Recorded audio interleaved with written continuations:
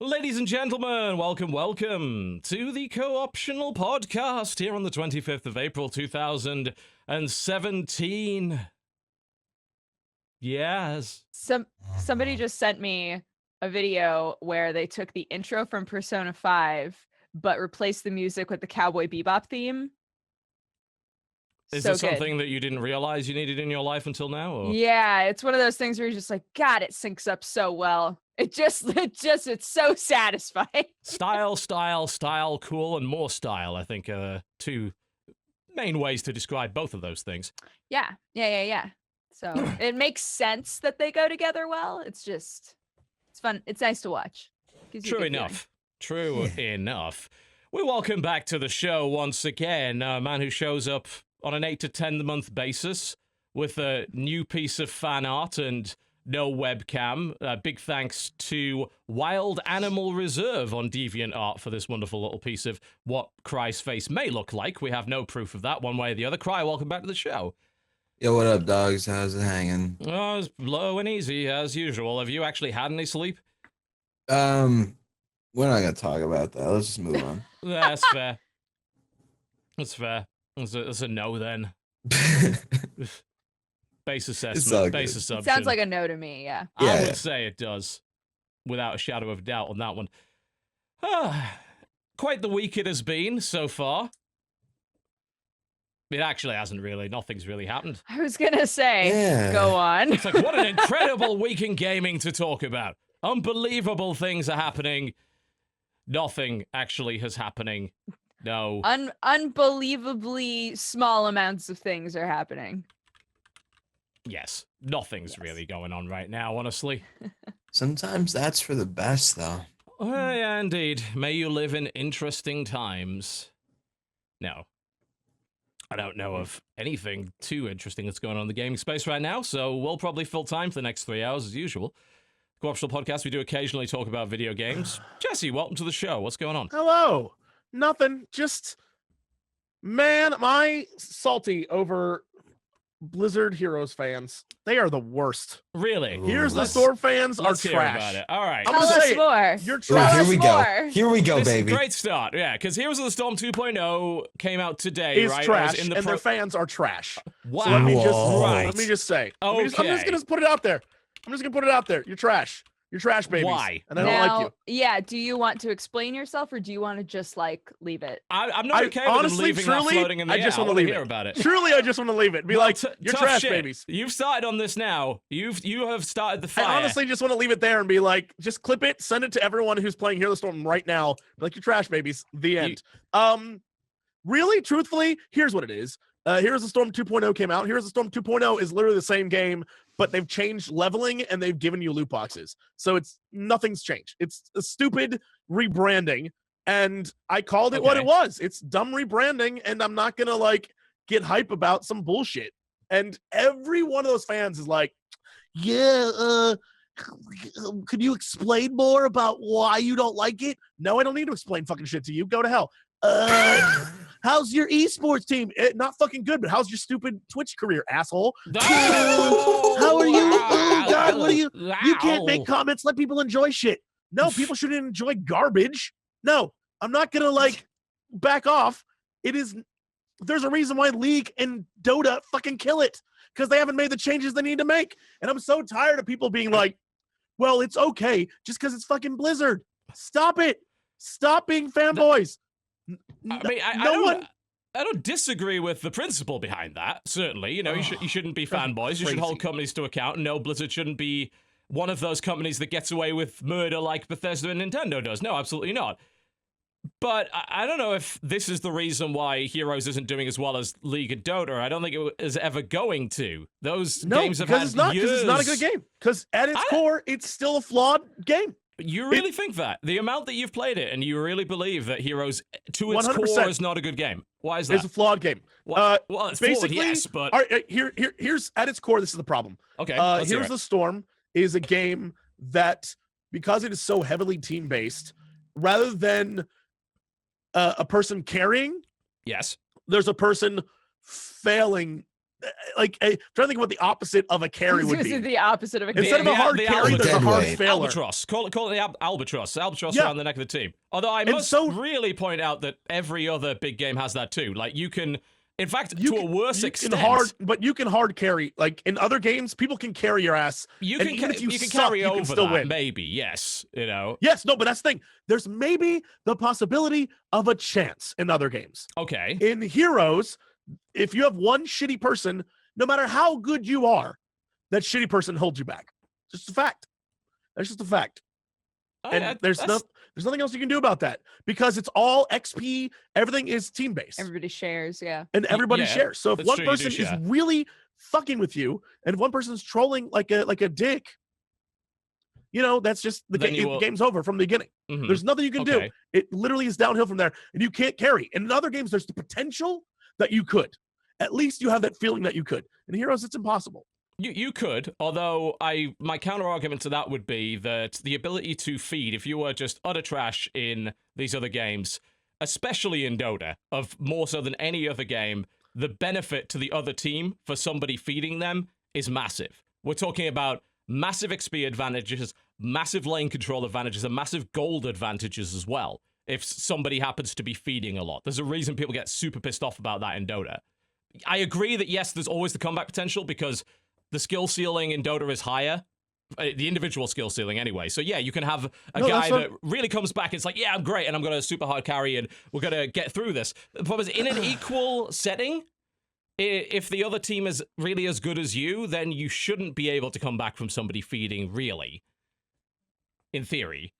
In theory, another fundamental problem with the game is the maps are, many of the maps are just plain bad, just bad maps. I get they're trying to be creative, which is cool, but their creativity results in like some really terrible maps that many characters just can't play on. I agree with that. Well. It is hard. It is really hard to balance a large number of maps for then a large number of heroes. There's kind of a reason why League and Dota only use one map. I remember when League brought Dominion out first, the meta for Dominion was so fucking different, and it actually broke certain characters to ludicrous degrees. Like, what the fuck? Like, how could you possibly even beat this character on this map type? To the point where I think they just said, look, we're not going to balance for Dominion. We're just not. Like, because if we do, we'll fuck it up for everything else. I think they tried a sort of Dominion aura for everything where, like, everybody got certain bonus stats on the mode to try and balance things out, but I think eventually they just gave up. Yeah. Then there are character balance changes that need to be made. There are, I mean, there's so many things that I perceive to be much more important than let's change the leveling and let's make stuff in loot boxes now. Like, I agree. I'm insulted as a person who plays this game that Heroes 2.0 really doesn't change the game, is what I'm saying. At my core, that's what I'm angry about. Okay. I think it's aggravating that they would dare be like, it's 2.0. We're changing everything. I think the 2.0 branding is bullshit. Like, I Yeah, was it's expecting, total like, bullshit. I would expect 2.0 to be a pretty seismic shift in the way that things work. Absolutely. You know, Yes. You compare it to one of the major Dota patches, which completely changed the nature of the game. You know, the one where they added bounty runes, for instance, and completely that changed fucking everything. Or the one where they completely redesigned the map. The major big 0.0 patches are usually a seismic shift in the nature of the game. And I was looking through, I was like, okay, so where's the big mechanical overhaul? Where's the revolution in that regard? And like, oh, really isn't any, is there? New interface is nice. Loot boxes are nice. The new progression, it seems nice. Maybe better than the old model, but it's not incredible compared to a big, huge overhaul patch to another Dota-style game. It's an odd choice. Would you like the patch here if it wasn't called 2.0? If it was yeah. something else, like I Absolutely. don't know, If they said loot this was boxified. Yeah, they said this was here's the storm, and we are just changing our leveling system. But what they're doing is they're launching a huge rebranding initiative, and they're like, well, we've learned a lot, we've changed a lot. You guys should definitely come back. And there's a lot of stuff here. Yeah. There really isn't. I'm here to tell you, it's the exact same fucking game. It And is. every fanboy, literally right now, who's blowing me up on Twitter, and I quote, "Real mature asshole, you are a cunt on the podcast. Fuck you, man." To everyone who I is will have blowing me you up know, this is the only reason we bring him on the show, actually, to be a cunt on the podcast. We need at least one, thank you very much. We wouldn't have a balanced, diverse panel without that. Cunt I'm optional. sorry, I can't. Indeed. I can't get behind. Cunt optional. Tune in, we're talking to you. I can't get behind it. It's just a stupid thing. I'm sorry. If they were more honest and said this is what it is, we are literally changing shit so that we're making it more along lines of Overwatch, fine. But you can't I'm sorry. I literally cannot buy into Blizzard hype anymore. They are so good at hyping shit up that is a non-thing. It aggravates the fuck out of me. And as a massive Blizzard fanboy, I'm tired of it. I can't do it anymore. All they do is come up with creative ways to trick their really passionate fan base. And I'm tired of it, Blizz. I'm going to call you out on that shit. It's too much. Yeah. I wonder if Dodge is either muted or hiding right now. I Just have hiding. Cool. I have nothing to add. I know nothing about that game. You don't play it. I've played it once. Yeah. You would like everyone else. It'd be dipped great in if they and out did of it. change the game so more people would play. But instead, they didn't. So it's going to have the exact same audience of incredibly hardcore players who are going to take all the time in the world to shit on me right now. So It's amusing to see a group of hardcore players in a game that clearly is not hardcore, was never really designed to be. So time and again, it's the Mario Kart Dota clones, and that's good. I just feel like that game should be one that you can drop in and drop out of. It's the neutral middle ground. Like, say you got a bunch of friends that play League, you got a bunch of players that play Dota, you maybe got a few guys that play Smite, and it's like, what if we could all join together in harmony and play this game, which is probably inferior to all three, but at least we could get into it quick and, get into a game and get out, in about 20 minutes. That seems like a good place in the market to be. And honestly, when I dive back into Heroes, and I do this every couple of months, I'll come back and play Heroes for a couple of weeks. I'll solo queue all the time. If I lose, I don't really care, because it's probably a 20-minute or less game, and I'm used to playing hour-long games of Dota misery. So in comparison to that, nothing that Heroes does to me could ever be painful again. So I think in that sense, it's okay. But I don't know, is that what Blizzard really wants to be? They still keep pushing the esports side of it. That's not what they want to be. Than that. Which is so aggravating. Your game is, again, I'm going to put this out there. If League is Grand Theft Auto, your game is Saints Row. Be silly, be fun. Saints Row. You can't make a Cho'Gall and a fucking Probius and be like, we're an esport, guys. We're also an esport. No, you're not. You're a fun game. It's be like fun. Gotham Hearthstone. It's like, Jesus Christ. We have cards that will randomly change your entire deck into legendaries, but we're also an esport. It's like, well, you're what, mate? No, you're not. Make your mind up. Choose one or the other. I just can't. It sounds like, again, as a person who's not involved in this game at all, but it sounds like more than anything, you're upset that they made a huge deal about this is going to be 2.0, Heroes 2.0, and in the end, the amount of changes was so minimal it might as well have been a patch. Well, the changes, the changes were just on the marketplace level. The thing, I'll give you it, the 2.0 rubbed me the wrong way, because so many of these changes were focused on the game's monetization rather than anything else. I'm like, don't sell me that and claim that it's a big benefit to me. But they added sprays. And banners and, more skins. Emoticons, guys. Emoticons, for when you chat in the middle of a game. Oh, yeah. Why the fuck would you do that? Just play the game. No one wants to see your emoticons. Every time. Bear in mind that this is a game that has enemy chat turned off by default. Can you even turn that on? Is that even possible? No. So you'd be emoticoning your teammates, and your teammates are going to be like, play the game. No one wants to see your emoticons. I spent 5 minutes looking for the perfect emoticon for this particular situation. It's like, no one wants to see your sprays. No one play the game. It's one of those things that drives me crazy. Even in Overwatch, where sprays are a thing, maybe at the very beginning someone sprays, That's it. That's 90% of the time, you never do. see a spray. You'd have to have more than one spray for that to even be useful in the middle of a game. Honestly, I don't really see the point in that. At least in Overwatch now, you can have multiple things. So you can have multiple dialogue choices or emotes and things like that. So that's a thing. But again, you're playing a MOBA, and I don't get it. I'm like, it's just so frustrating to me because I wouldn't care if I wasn't a fan of Blizzard. And so, like, this is passion watching shit that I love suck. And it's only because over the last few years, Blizzard has gone into this realm of, like, all hype, no substance. Truthfully, that's what it is. It's a lot of hype, a lot of cool stuff, but at the end of the day, it's, I want them to produce cool things, and I'm waiting for it. And I'm waiting for the big changes and the big announcements. And, since Overwatch's initial launch, there hasn't been anything that Blizzard's done that's been like, whoa, holy shit, they're changing the game again. I don't know. I'm just waiting for them to be the company they should be. That's all. Are you gonna keep playing it, buddy? Am I gonna keep playing Heroes? Yeah, because I play with my friends for fun.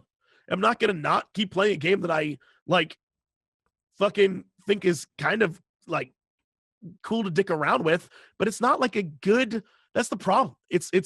I have an inherent problem being addicted to Blizzard stuff. Like, I still play Diablo, even though Diablo, like, hardly anyone plays that shit anymore. I still play Warcraft. I still play Starcraft. I still play Overwatch. I still play Heroes. I still play Hearthstone. All these games where I'm like, why am I playing this? I still play it. I'm addicted to it. I can't stop. I'm a massive fanboy for Blizzard, but at least I see the problems with it. I'm just sucked in. I'm in that world and I cannot escape. Well, the reason you have so many concerns is because you're invested in it. Yeah. There's no point in spending this much time complaining about something you don't care about. That's why I never understand it. So why don't you just leave? It's like, because I like it. I just want it to be better. Absolutely. What's so wrong with that? And it's one of those things where the minute I stop mentioning it or stop caring about it is when I no longer care. And that's when you as a company should really worry, because no one's talking about your game anymore.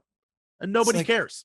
You're in a bad relationship where, like, that the person can be better, but they just got worse and worse. And like, I can change you.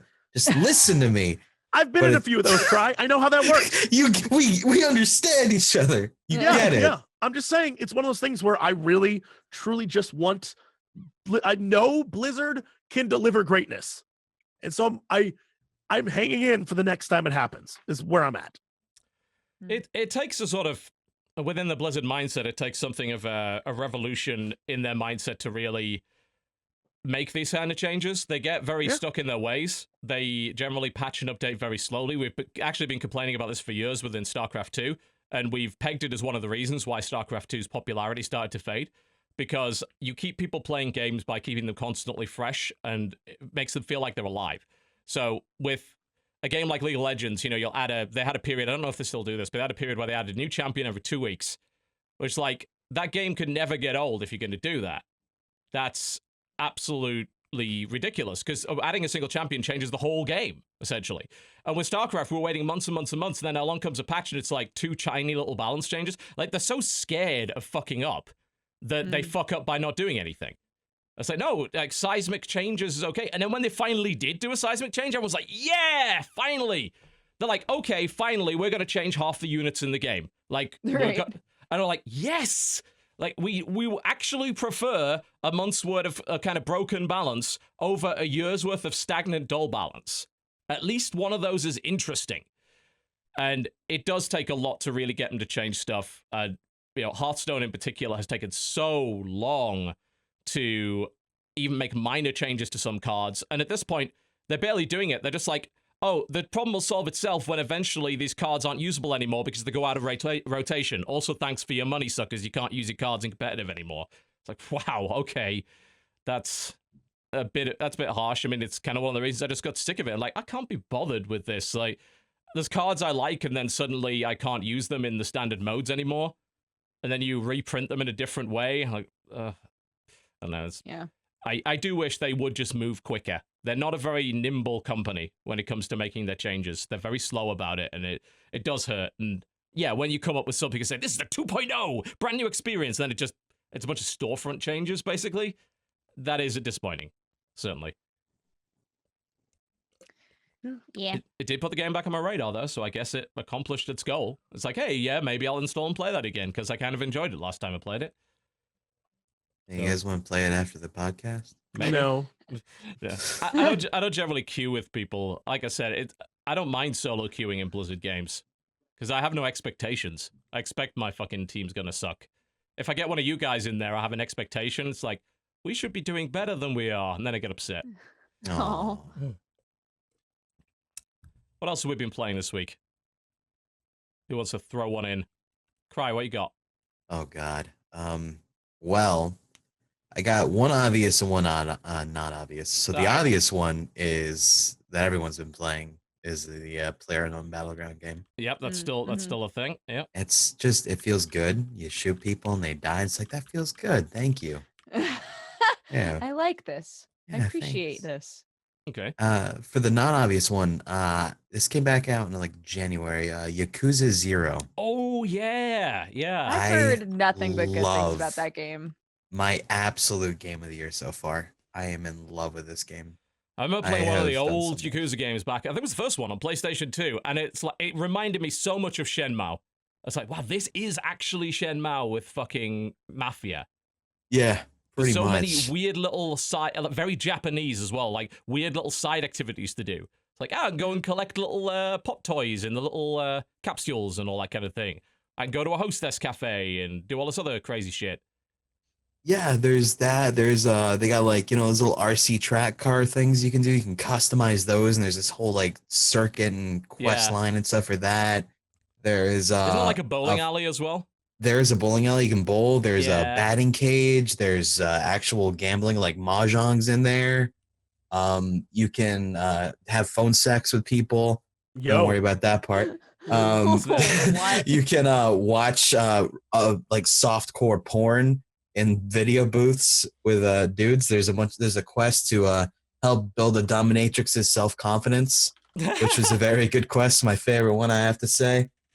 You also become a real estate agent, and you actually help build the property values of the town and stuff.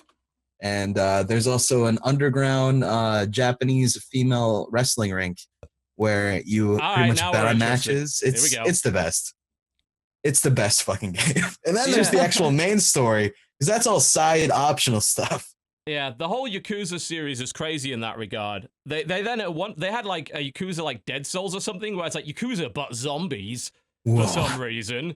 That was in there. I think they're That's working on amazing. Yakuza 6 right now, and I saw some really cool stuff that incorporated New Japan Pro wrestlers into it, and you could get all their moves and fight them as bosses, and I thought that was really neat.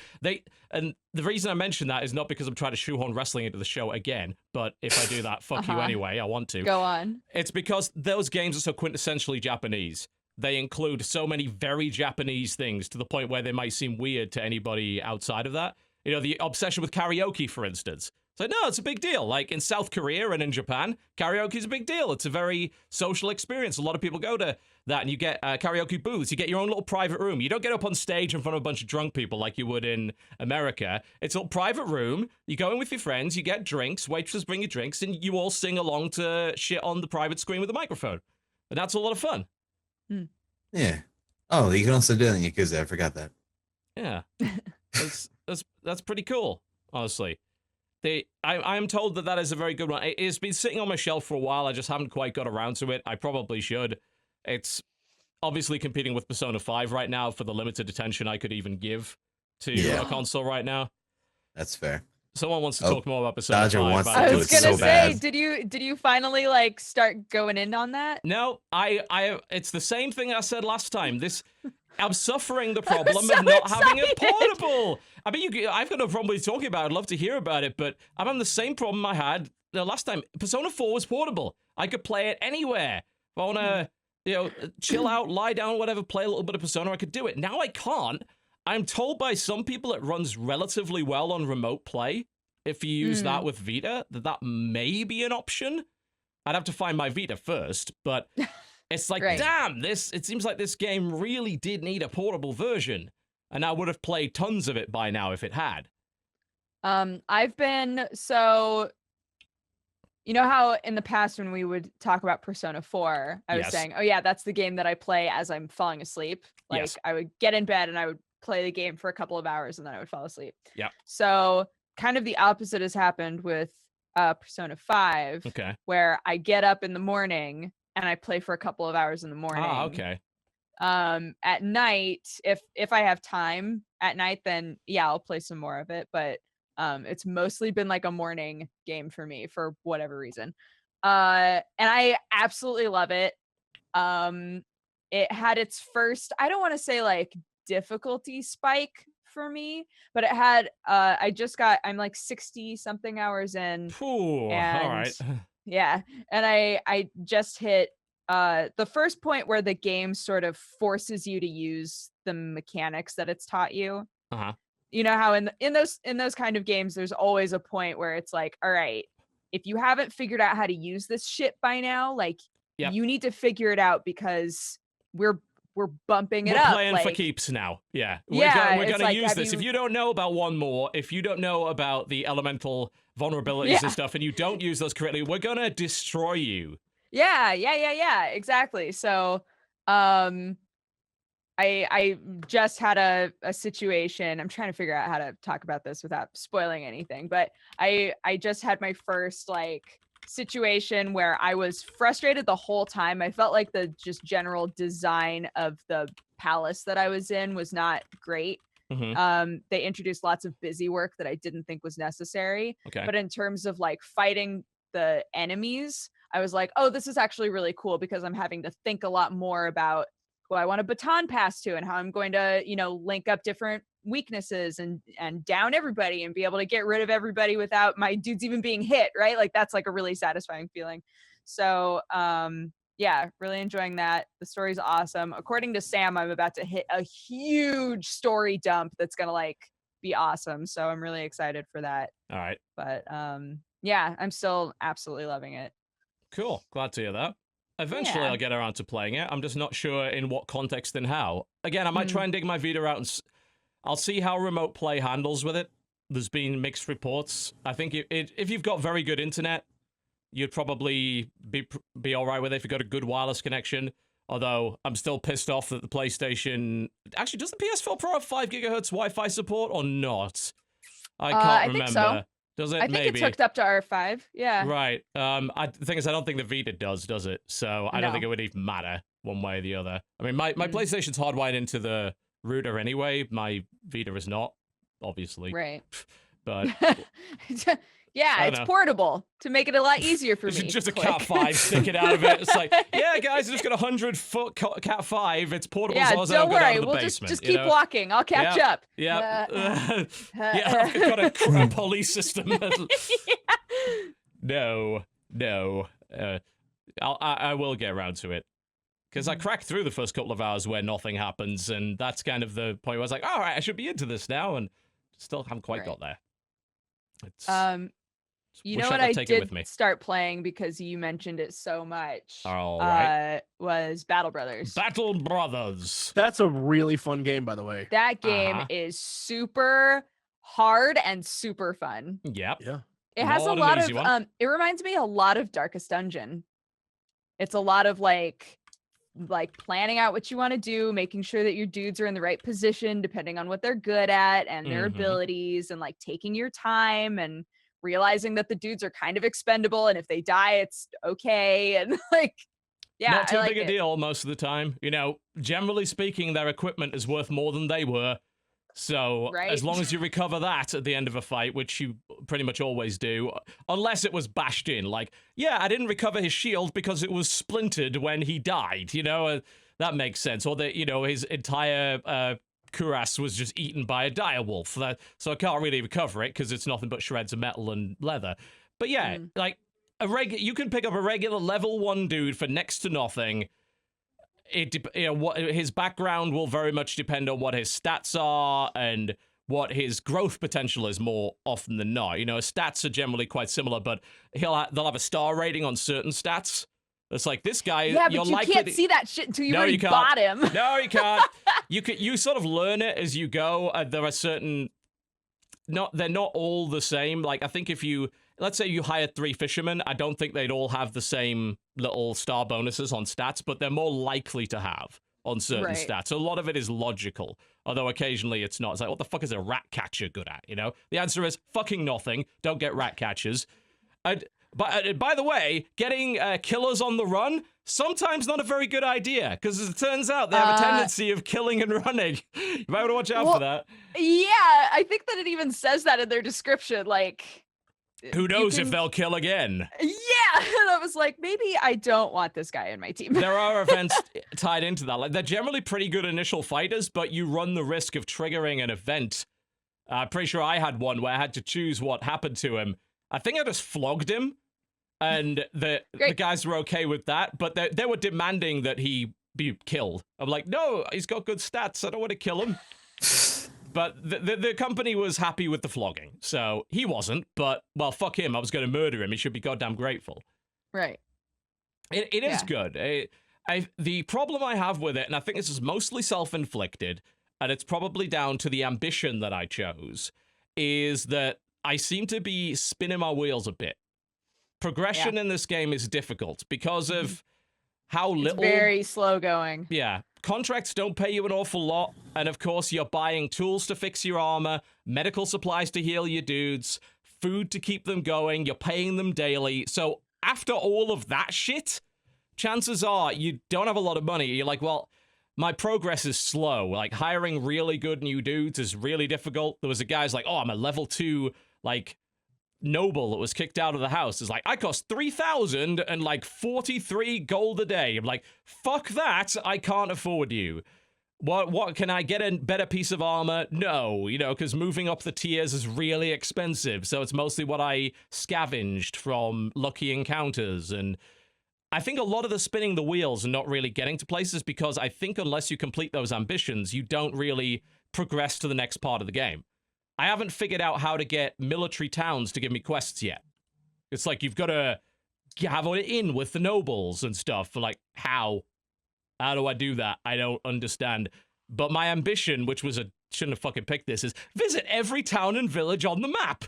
Like, no, that was really stupid. I shouldn't have done that. It takes forever to get around. I've got maybe 3 more to go on that, and they're all at different ends of the map. Like, oh, fuck. So... I should have just picked the one which is raise 2,000 gold to make a fancy battle standard. That would have been easier at this point.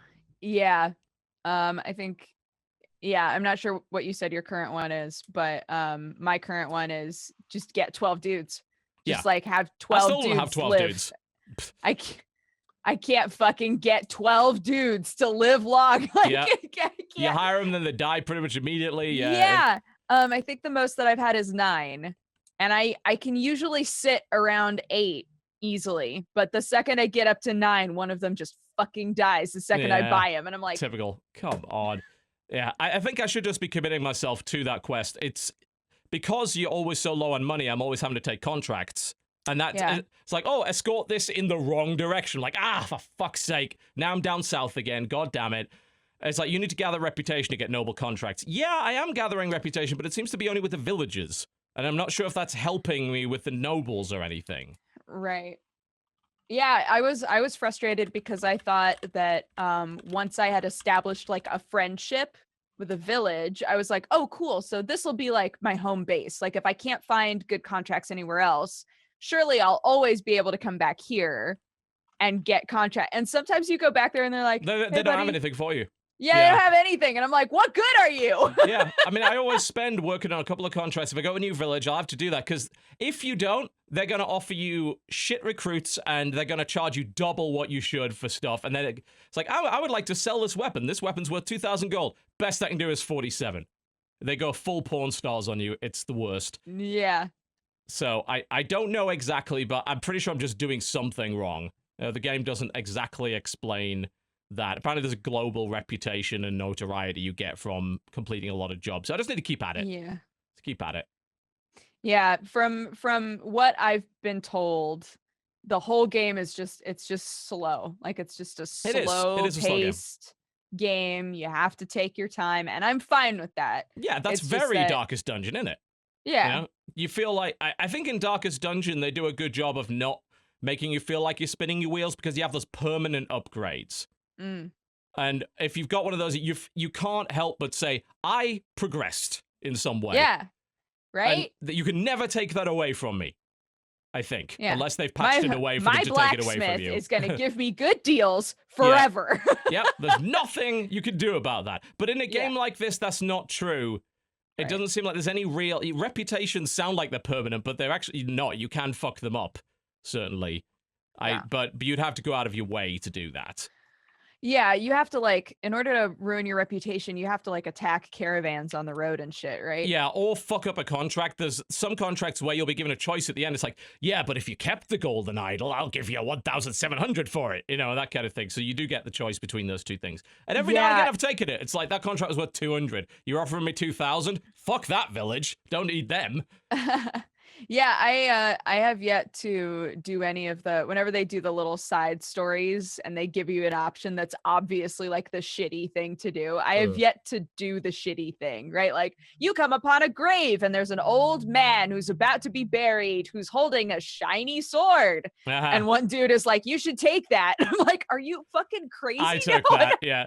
I ended up What getting happens? a Kopesh that way, and I didn't read the text properly and realize it was a mutually exclusive choice. Like, oh, because they're like, please get our village idol back. I'm like, here's the village idol. There's also a shiny sword in the ground. Do you want to take it? It's like, oh, I guess I can just grab both. There'll probably be like extra difficulty on the encounter. It's like, no, you just don't take the idol. I was like, the villagers are really fucking unhappy with you. It's like, yeah, but I've got a sick fucking sword. Look at this shit. Yeah, but come on, guys. It's like, it has a move that's literally called Decapitate, and it does just that. It's pretty awesome.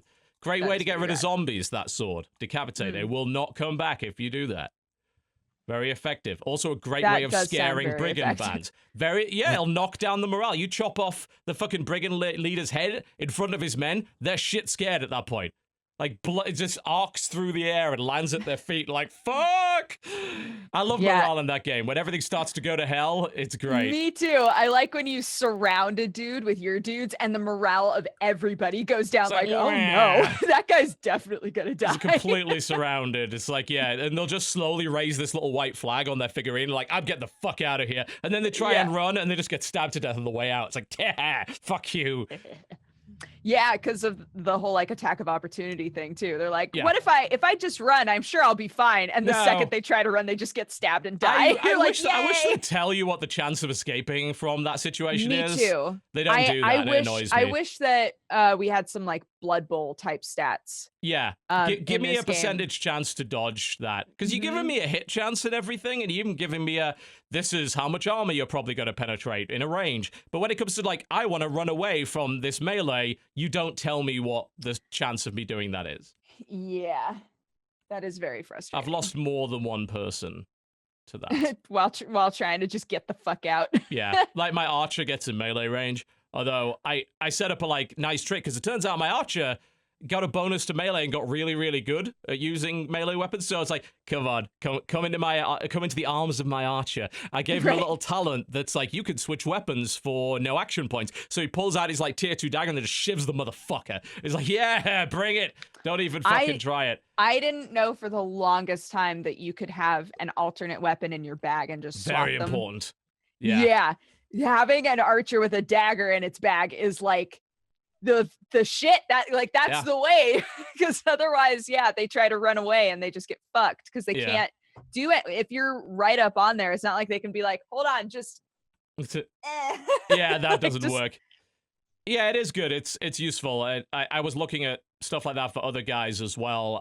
I've started equipping dudes that have decent throwing, decent range skill with throwing axes as a secondary, and giving them the ability to switch out the weapon. So it's That's like, smart. you're on the spear line, but here's the throwing axes. Oh, they're in 4 range. Chuck some fucking axes at the motherfuckers, and then switch out to the spear as they come in. Also, spear walls are the best thing. Just if you get a guy with like a spear, get 3 spear walls, and everyone runs in range, they poke.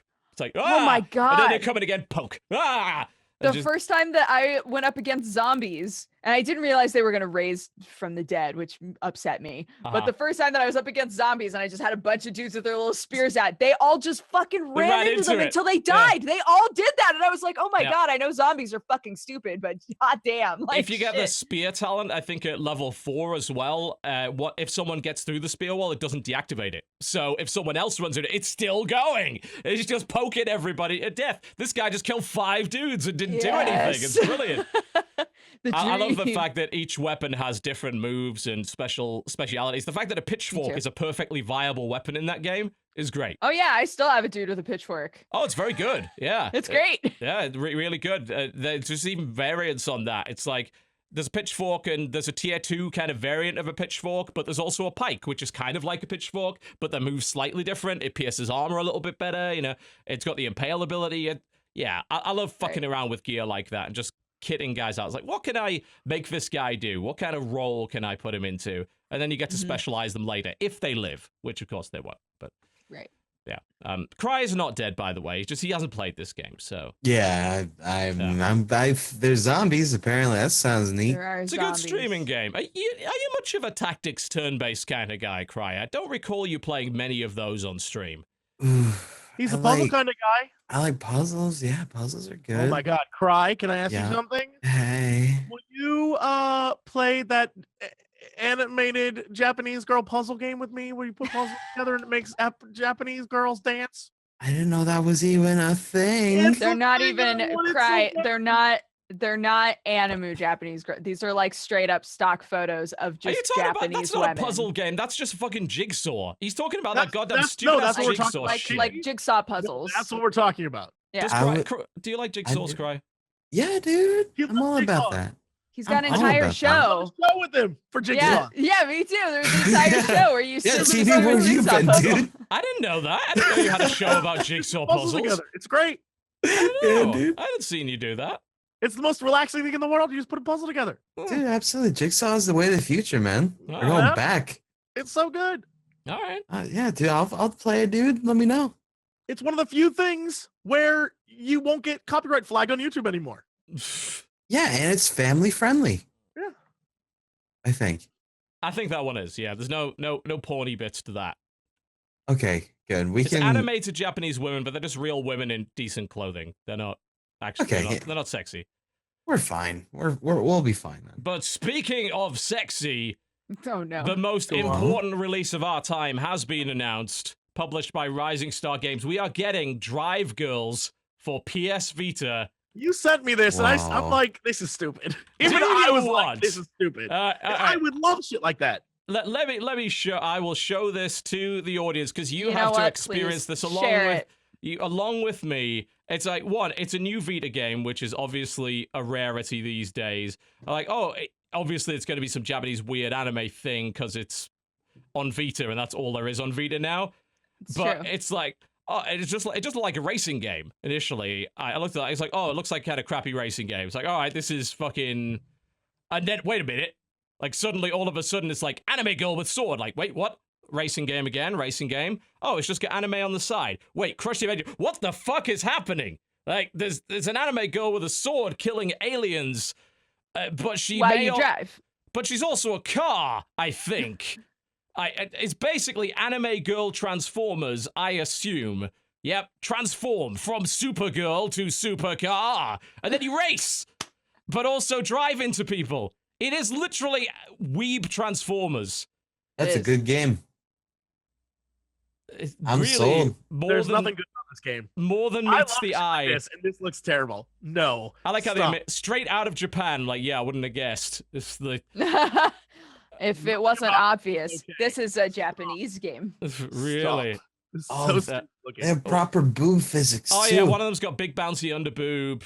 It's like turns into a car, does a flip, and then boing, boing, boing, boing. Look, yes, sweet. I love underboob as much as the next guy, but this doesn't help. This is so I don't silly. Think so no. Oh my god! I just finally saw the boobs jiggle. That was it's pretty ridiculous. They looked real. It's what you if they're like water balloons and not actual, Yeah. pieces of flesh, You know, fats. if boobs were like a memory foam mattress, I was like, then it would, yeah. What? It's like they just Huh? won't stop. Wait, hang on. Memory foam mattress? What memory foam mattress have you been lying on that acts Yeah, like what that? kind of memory foam do you Are use? you mixing a memory foam with waterbed by chance? I'm so glad that you guys didn't just roll with that. No one here would roll with that. There's no, no. that's not what memory foam how does it at works. all. Was that like a I don't know. 40-year-old virgin test? Was that like sandbags, right? Like Yeah. what? There's no, boobs. They're like bags of sand. they're like sound foam, yeah, like but like boob shaped, right? Yeah, That's exactly how they yeah. feel. Yeah. It's kind of like this, but yeah, are you- Whoa. What? really? Damn. accurate. Yeah. Hmm. Yeah. I get. Yeah. Please stop that. I Are you have gonna enough get audio- banned I now have or enough what? audio problems with you to begin with. Stop it. Uh-huh. Ugh. Yo, I've been I searching played a for game months to that a we can better talk audio about. solution. Oh, Yeah. You Please ruin it tell us anyway. about a game Alright. that you actually What- enjoyed. Yeah. Instead. Talk, Jesse. Can we talk about Outlast 2? Okay. Sure. This has been getting some interesting mixed all across the board reviews. Like some people like best horror game ever. So this is terrible and outdated and everything. So So what you got? Outlast 2 is, first off, if you thought Outlast 1 pushed some boundaries, Outlast 2 takes those boundaries and then throws in every possible swear word and sexual term and then makes it even more weird and creepier. And biblical. Makes it very biblical. So if you were weirded out by like Of course. over the top Yeah. religious there's a whole- Iconography. Yeah. yeah, and there's also like a whole section about a guy making a New Testament, and it literally is things that are like, and my apologies to the ears of anyone listening, literal, like this is almost verbatim. It's like, the many-eyed goat came from the cunt of the earth that was fucked by he. And I'm like, what the fuck is this game about? It straight up is nonsense gibberish. But yeah, I mean, there's a genre of horror movies that does a lot of that as well. That mixes the obscene with the kind of satanic and uses because I think a lot of us, especially like growing up, it had an element maybe of Christianity in our lives in some respect, even if it was just in passing. And that stuff it hits this primal part of you that is still kind of God-fearing. it's uncomfortable. Yeah, it feels Yeah, it is uncomfortable. uncomfortable, Even if you're not like the most faithful person in the world, you still are very uncomfortable with everything that's happening. No, And so because it's like a perversion of purity, right? That's why you really just don't feel comfortable with it. Right. And so it is this game that is essentially flashing between two. I'll just start from the beginning. You play as this guy who he and his girlfriend / wife, I'm not sure, are in a helicopter doing a report on the fact that in Arizona, a girl was found pregnant, barefoot on the side of the road. And apparently there were murders in these backwoods. And so they're going there to investigate. And they have a helicopter pilot near this pilot. Needless to say, the helicopter crashes and you end up trying to look for your wife.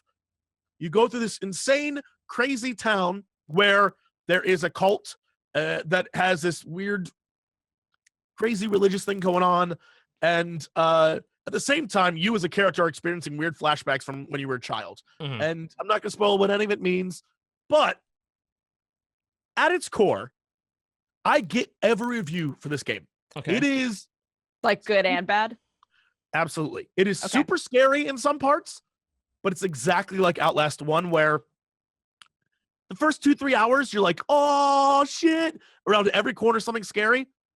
After that, it becomes, okay, well, I've seen this monster a dozen times. How do I avoid this thing? Fuck, okay, loop-de-loop, run around. And it even has the same mechanic. If you remember, I think it was the doctor in Outlast 1, whatever the mechanic was, where you just had to run him around until you could push a thing. Same mechanic in this game. There's a part where you have to run around and at the same time push a thing towards a fence to jump over it while a monster's chasing you. And so it's the exact same mechanics, and it feels outdated. And even after having played Resident Evil 7, you're like, they could have done this a bit differently. It's still scary, but it 100% feels like the first game, just a different version of it. And that runaround thing happens all the time. Okay, well, I ran around once. Now I gotta fucking do it again. Okay, Now I got to do this other tropey thing that is from Outlast. I don't know. I feel like they're going with what they know rather than trying something different. In Resident Evil 7, could you fight back? Yes. Yes. In this one you cannot. That's kind of a big deal about Resi 7, that a lot of people felt it was a good modernization. We've had a number of years of pacifist horror where it was just run, run, run. I feel like people are kind of over that, right? I think so. I think that's been played out. Yeah. That's what quite a few of a lot of the reviews brought up Resi 7, saying that Outlast 2 feels outdated, as a result of that, because Resident Evil 7 has brought the action back and proved you could still make a scary game while allowing you to fight back. Right. Absolutely. Which I agree with. I don't want to kind of play a horror game, but if I was forced to play a horror game, I'd rather play one that had a weapon in it instead of just run, And also, you're absolutely, like someone in chat said this too, there's absolutely moments in Outlast 2 where having a weapon would be so satisfying, because there are moments when you really are just like, why couldn't you fight back right now? Why?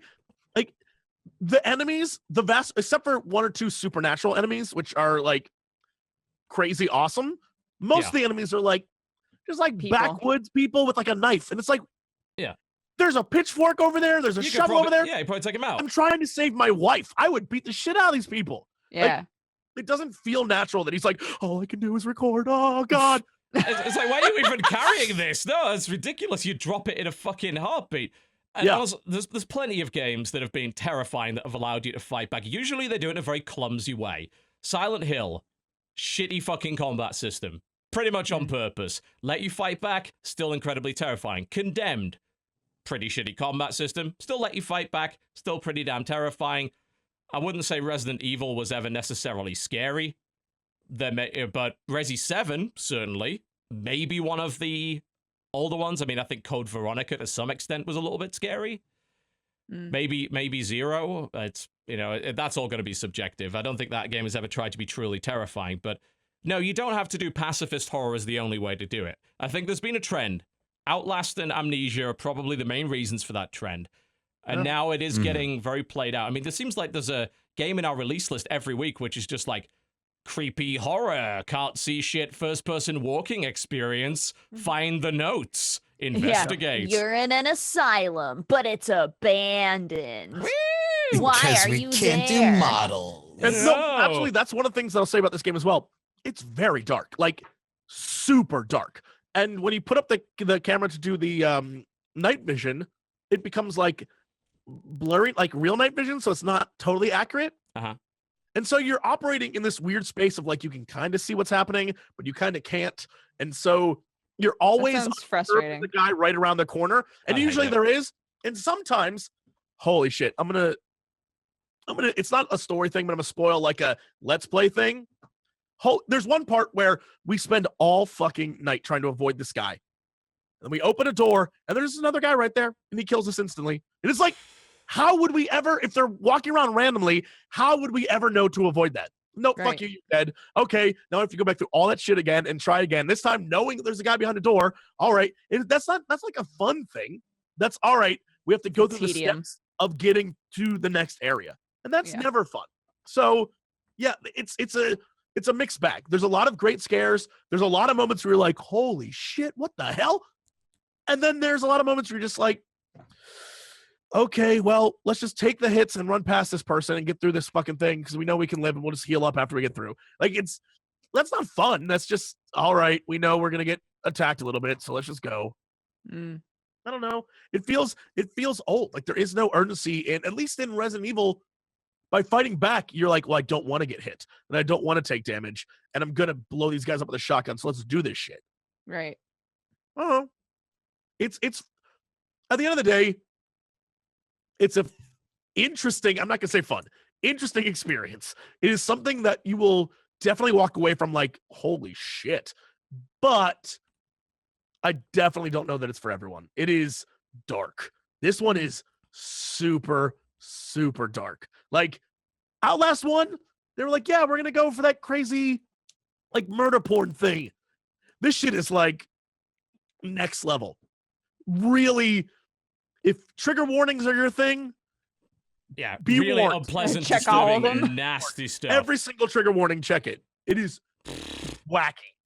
Yeah. Yeah. Not my thing. Not my scene. Yeah, no thank you.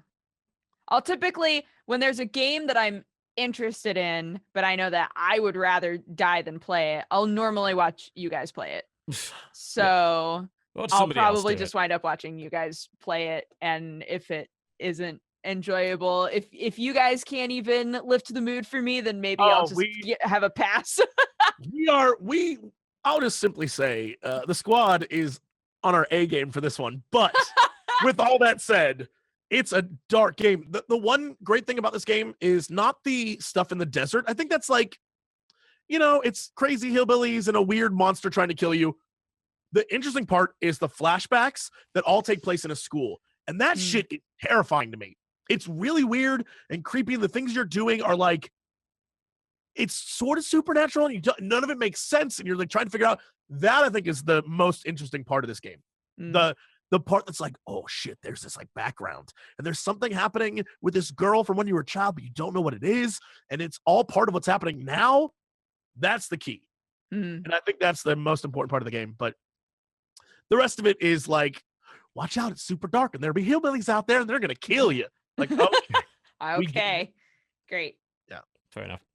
Let's go to a break. When we come back, we'll talk a little bit more about the games we've been playing this week. You're watching the Co-optional Podcast. Do not go anywhere. We'll be right back. Ladies and gentlemen, my name is TotalBiscuit. Starcraft 2 can be pretty rough sometimes. It's skillful and demanding. It stretches even professional players to their absolute limits. Bearing that in mind, the last thing you need is somebody yelling in your ear and reminding you of all your mistakes. Your SCVs can't mine when they're dead. That's why I created the TotalBiscuit Announcer Pack for Starcraft 2. Enjoy positive reinforcement. You're supply blocked. Might as well GG now. Sincere compliments. What you lack in minerals, you make up for in charm. And calm, relaxing notifications. Your base is under attack. We're all gonna die. Are you a Zerg player? Let me tell you how beautiful you are. Metamorphosis is a beautiful thing. Oh god, it's monstrous! All this and much, much more from the man who brought you the best play-by-play event in history. Building a supply depot right here. This could be the tactical crucial move of this entire game. It's on about 20%, 25%, and here we go. The TotalBiscuit Announcer Pack. Available to buy now in-game on the collection page. Resume the real-time strategy-ing. Ladies and gentlemen, welcome back to the Co-optional Podcast. Hopefully you enjoyed the wonderful sounds of old school WoW music. That was the original title track, Legends of Azeroth, from right back in the day. It was so good. Although I think Burning Crusade still maybe had the best. What do you reckon, Jesse? What was the best WoW opening theme for expansion? Like, which piece of music do you like the most? Opening theme? You mean like the menu when you theme? Log in? Yeah, the login theme. Yeah, because they changed it every expansion slightly, you know? You know what? Here's the thing. I kind of dig I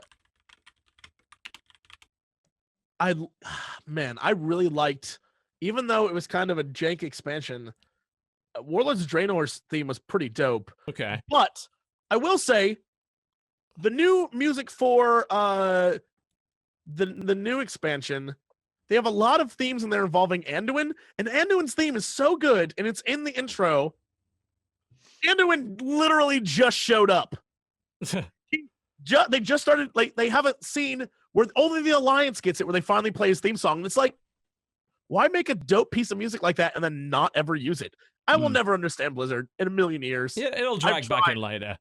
I've tried, and I'll never get them, but it's so good. It's such a great piece, and they literally have like 12 versions of it, so you know it's going to be included in some way. Not even in this one. Yeah, whatever. It is between Cataclysm and Burning Crusade for me, I think, in terms of best opening menu theme. They're all pretty good. That just going back to that lovely. It's sort of very dramatic, but also very Warcrafty kind of thing. It's kind of, I describe it as kind of a jungle drum style thing, only without the jungle drums. It's like something's marching through the jungle. Oh, I'm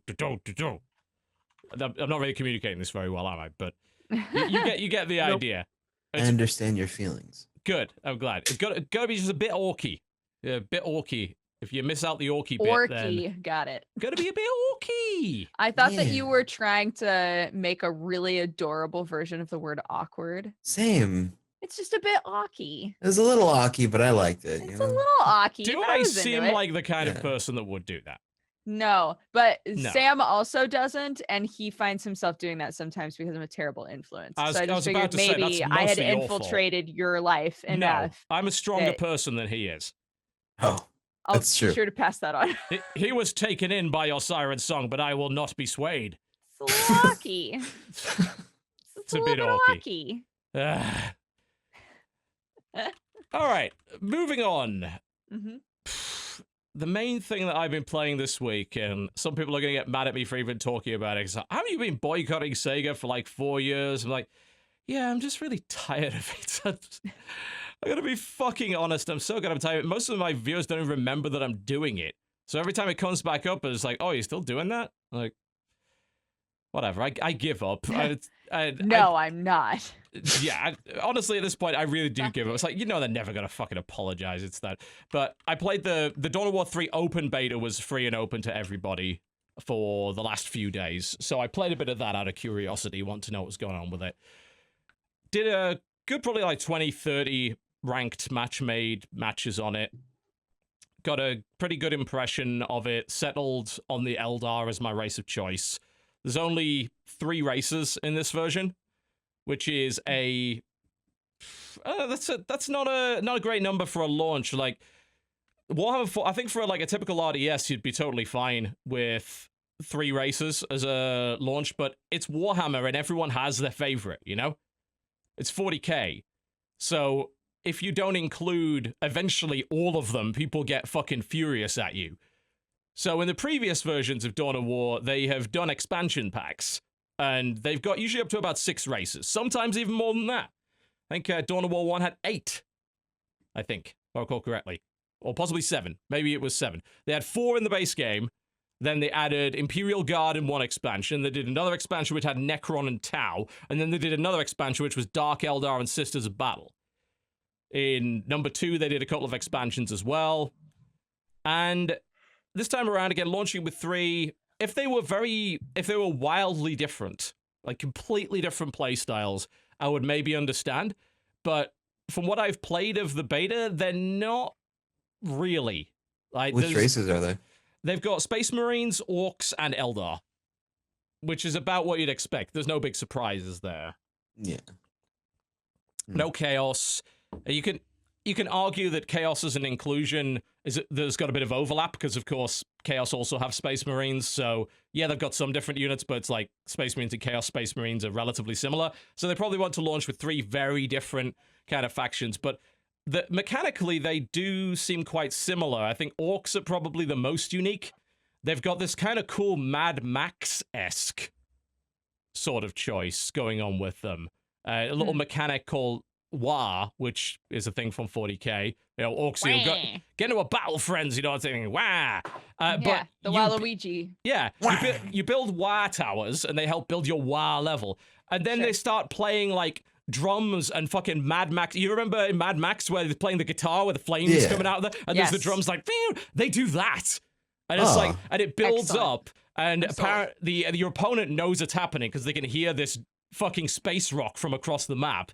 And when it eventually triggers, your whole army gets a big bonus. So you have to time it, and you can even fake it out. Like I said, you press the wah button, it's like, oh shit, they're coming for me. So maybe you pull back to defensive positions. They're like, not really. You know, that sort of thing. But outside of it, like, everyone seems quite similar in the way they play out.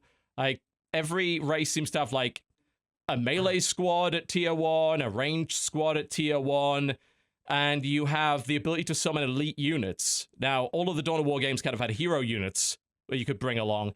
In this game, you don't get them from the outset. You don't start with one, but you earn elite points throughout the game, and then you summon an elite unit once you have enough elite points. And you can pick 3 of those before the game starts. Varies anywhere from your basic kind of cool guys, like this is a Space Marine Captain, all the way up to this is an Imperial Knight, which is a giant fucking mech, essentially. And it costs a ton and all that kind of thing. And once you've paid for it with elite points, it's free for the rest of the game. If they die, they respawn in like a minute or 2 minutes or whatever, depending on what stage of the game that you're at. And they're obviously very powerful. They come with a bunch of really cool abilities right off the bat. that'll blow up like half the screen and shit. But the whole game just felt like it had a real identity problem. I think Dawn of War 1 and 2 felt quite different to other RTS at the time. Dawn of War 1 in particular. It was like one of the first RTS where units had both ranged and melee attacks, and some guys were better at melee, some guys were better at ranged. You know, you look at something like Warcraft 3 where you engage an archer in melee range, he's still shooting at you. It's like, but it's like, this looks dumb. Like, there's very few games focused on the idea of if you've got in a melee range, you'd get out a fucking melee weapon, right? Or you at least hit them with the butt of your gun or something. And Dawn of War 1 was one of the first games to do that, along with Battle Realms. Dawn of War 2 was more like Company of Heroes. They took the World War II Company of Heroes where, like, getting cover and sight lines matter and pinning people to the ground with heavy weapons fire matters, and they put that in the 40k universe. And that worked well, too.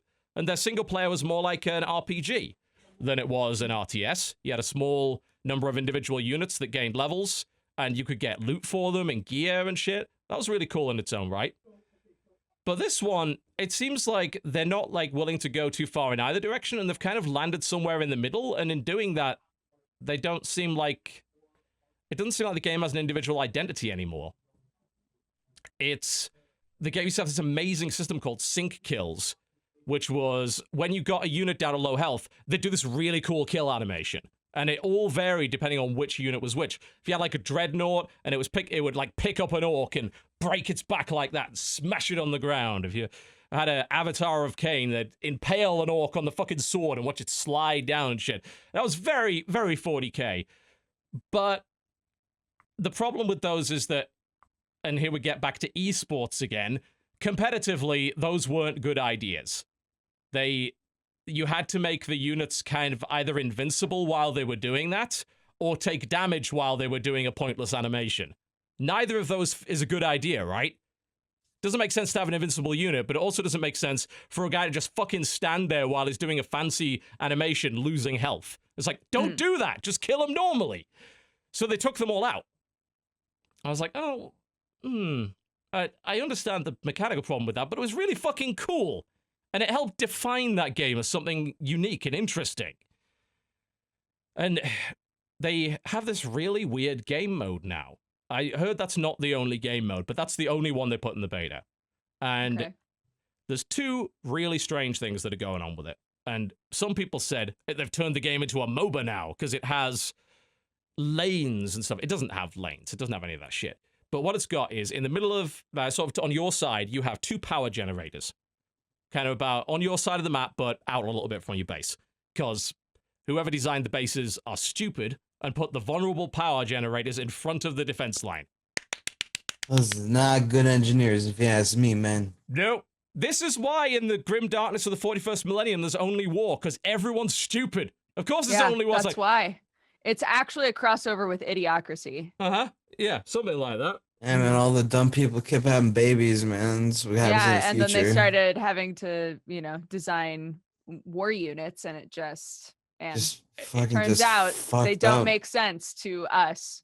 It's like Endor, but worse. It's like, well, we're going to put the shield generator that protects it on this moon over here. It's like, well, that makes a certain degree of sense, but isn't there a vulnerability? Why didn't you put the shield generator in the Death Star? Then there were numbers like, no, can't do that. But I was like, we're going to put the power generator for the thing in front of the base, where we can't defend it. Once you destroy these two things, you can then do damage to the in-base turrets. The fuck are these? Like, there's this weird-ass energy turrets that the Space Marines would never use, by the way, because they're obvious Xeno heresy. So fuck that. They should be purged with flame for the Emperor. Right. Obviously, for the Emperor. For the Emperor. And once you kill them, you can finally access, like, the core. And then you blow up the core and that ends the game. And you think, that sounds a bit like League of Legends or Dota or something. It really isn't, because by the time you get to the core, which is in the middle of the enemy fucking base, you pretty much won anyway. It might as well be you just blowing up their buildings, like any other RTS is. It sounds like, overall, your upsettedness with this is that a lot of lazy choices were made. Yeah, I think that this game mode is a giant mechanical contrivance. Like, they made up some weird-ass mechanics to stop a particular kind of behavior from the player. And that behavior is rushing. They built a game where rushing is impossible. Like, you know, any other RTS, you remember back in Command & Conquer days, like, oh, fucking tank rusher, piece of shit, when a tank shows up in your base at 3 minutes or whatever. And that puts some people off RTS. It's like, oh, I don't want to play RTS online because I'll just get rushed. And that's a dirty tactic. In reality, of course, if you don't learn how to defend that kind of thing, you're never going to play the game right. But in this game, they just made rushing impossible. Because they made the base unkillable up to a certain point. It's kind of like everyone. TV's a dirty rusher. I am. Yeah, I rush. It's like in Mortal Kombat when you're a kid and you realize, oh my God, if I just crouch and hit punch, then I'll kill them. But then eventually you run into people who that doesn't kill them. Work. They yeah, know how to not actually dumb. play the game. So instead of just being like, oh, well, eventually people will know how to play the game and it'll be fine. Instead, they decided, but what if we just made it so that you can't punch? Yes. What if that Yeah. became What impossible? if we took punches out of the game? Yeah. so So what that if you we took can't fireballs that? out of the game? You know? Yeah. Because fireballs are unfair. It's Right. like, in reality, of course, like, nobody worth their salt in a fighting game thinks that. Fireballs are easy to deal with. They barely do any damage. You can defend against them no problem. You jump over them, they have vulnerability, you kick the shit out of them. But against an absolute scrub, fireballs are the most overpowered thing ever. Right. In this game, they decided, you know, fuck that. We're not going to teach people how to beat fireballs. We're just going to make fireballs useless up until a certain point. And some of the other games have done things like that have made rushing difficult and made harassment difficult, but not completely impossible like this. It's like, it's basically impossible to do. And the other part of it is they have what's called escalation phases in this mode. You start at phase 1, and for the most part, you get, if you lose a unit, if a unit dies, you get refunded almost the entire cost of that unit. And there's a couple of other things. But later on in the game, the refund cost goes down and down and down until losing a unit, you get no money back. And the whole point of that is so you don't get punished early in the game for losing a fight. But later on in the game, you would get punished more for losing a fight. Sounds kind of logical, right? But it's so artificial. It's like they put a safety net. They put safety nets upon safety nets into the early game to stop these problems. Like someone said it's 25% refunds. No, it's like 75% of the cost or something that you get refunded. It's actually a lot of money. You get almost all the cost back. At the beginning of the game, there's no reason why you wouldn't want to just rush in there and beat them up. Yeah, and I think it's meant to encourage early aggressive play, and you're supposed to take points on the map, of course, to get resources. That's how they've always done it. And that makes the game more aggressive. Like, you can't really just turtle in your base because you won't get any money if you do that. But late game, you totally can turtle in your base, by the way. Because if you have a giant fucking hero unit that's free, kills everything on the screen, and can be repaired for free, you kind of can't break them at that point. And you know, I don't like feeling like, hey, I won all these early game fights, and they meant nothing. You know, I played really well in the early game, but it doesn't matter because he got all of his money back, and you know, I didn't gain anything from this. Like, it's a lot of weird artificial safety net shit that I don't think needs to be there. I think you're just better off teaching people how to play. Right. So I'm not so keen on it. And like I said, the races, they feel very similar to each other. Ideas like emplacing a heavy weapon and only having it fire in an arc in front of you, they're gone now. You have to, it spends like a second to deploy the weapon, but then they could just spin around and attack anyone in kind of 360 direction. It's like, well, that sucks. You know, I was used to like setting up lines of fire and stuff and then trying to figure out a way to flank this guy. There was always a way around it. You just get a guy with a jump pack or an invisible dude to go and stab him in the back or whatever. That's gone too. It just feels like it's lost a lot. And it used to have these really cool little upgrades. Everything used to be so interesting. You can get a squad. Now you can upgrade it. You can get a sergeant for the squad. What if you want a plasma gun in the squad? You want to give a power fist or a power sword and a plasma pistol to your sergeant? You can do that upgrade too. All that stuff's gone too. Like, all of the really interesting little cool upgrades are gone as well. I'm like, I don't... Why do you think they did that? I think they wanted to make it more accessible. I think that their attitude is RTS is a really hard sell these days, so we want to make this as easy as possible to get into and to get multiplayer to like keep multiplayer alive and not have it just die down and make it only the really hardcore players playing it. I think they're so scared of that happening again that they just took all of any mechanic that could be considered generally difficult and just kind of got rid of them and replaced it with these really powerful clickies. Where it's like, right, cool, you got this big Imperial Knight, and he presses Q, and then half the screen explodes. And it's like, that's cool, except for the guy that's on the other end of it. It's not cool then. It's like, fuck, I spent all my time building your army, and you click 2 things and it died. And it's like... Sounds like they made RTS for casuals. Maybe. Maybe. I'll have to see how the other modes play out. All I know is what I've played from the beta. I enjoyed some of the gameplay of it, but not others. Like, I don't think it offers anything that other real-time strategies don't already do, and I don't think it's better than the previous ones. I really don't. Like, I'd rather play 1 and 2 than this. That, of course, that's a huge deal. Because if I go play 1, there's like 8 different races I could play and a ton of really cool mods I can download for it. Dawn of War 2 has a bunch of cool shit too. I guess I'll have to see how the single player plays. It might just be worth playing for the campaign. A lot of people just played Dawn of War for the campaign because it was super fun and had really awesome, hilarious, cheesy cutscenes. Perfect. That's what you want from 40k, isn't it? It's going to be like, the Space Marines for the Emperor. We will purge the heretics, strike down the Xenos. I was like, yes, you are people that take things way too seriously, and I love it. Yes, let's keep doing this. If it's got that, I guess I'll be all right with it. Speaking of RTS campaigns, I never got around to playing it because I was always bad at multiplayer, so I was intimidated. But is StarCraft 2's campaign good? Fucking amazing, man. Jesse can tell you yeah. about that. Jesse's played a ton of StarCraft 2's campaign. I mean, I played all of them, but some people played them so many different times because they have like different difficulties and achievements to get. And actually, you can play them in different ways because you kind of unlock different units that are all crazy units that would never work in the multiplayer and are totally unbalanced and shit. No, they're amazing. Like, especially the first one, each map is totally different and it's got its own little gimmick. Like, there's one map where you've got to keep moving your base because it floods with lava like every 5 minutes. It's nuts. They're great. Like, and you don't have to be good. You could play it on the most casual fucking difficulty. Just ignore the fact that the story is shit, because it kind of is. Like, compared to the first game, the story's garbage, but the gameplay is so much fun. Really cool. Okay, I'll have to check that out. You should, man. You should. Buy it and then pick up my announcer pack, and then you can play co-op. Oh, right. Yeah, because co-op's amazing. Yeah. Sick.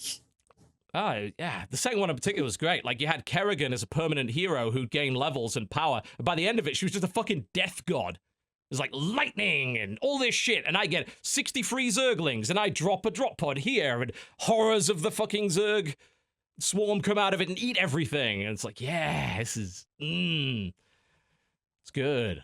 It's good shit, man. Yeah. Wait, there's a co-op campaign? So what it's got is this really cool multiplayer co-op mode now, where you've got a bunch of co-op commanders that all start at level 1, and they all have their own different themes and special units that nobody else has, and you can play it with a friend, and you've got these missions which are all, like, themed, and they usually have, like, a timer on them and different shit that happens and scripted events and optional objectives, and you can play those, and you earn levels which unlocks new units for your commanders and shit, and then you can play them with mutators, which make them even crazier, and you can have up to 10 of them.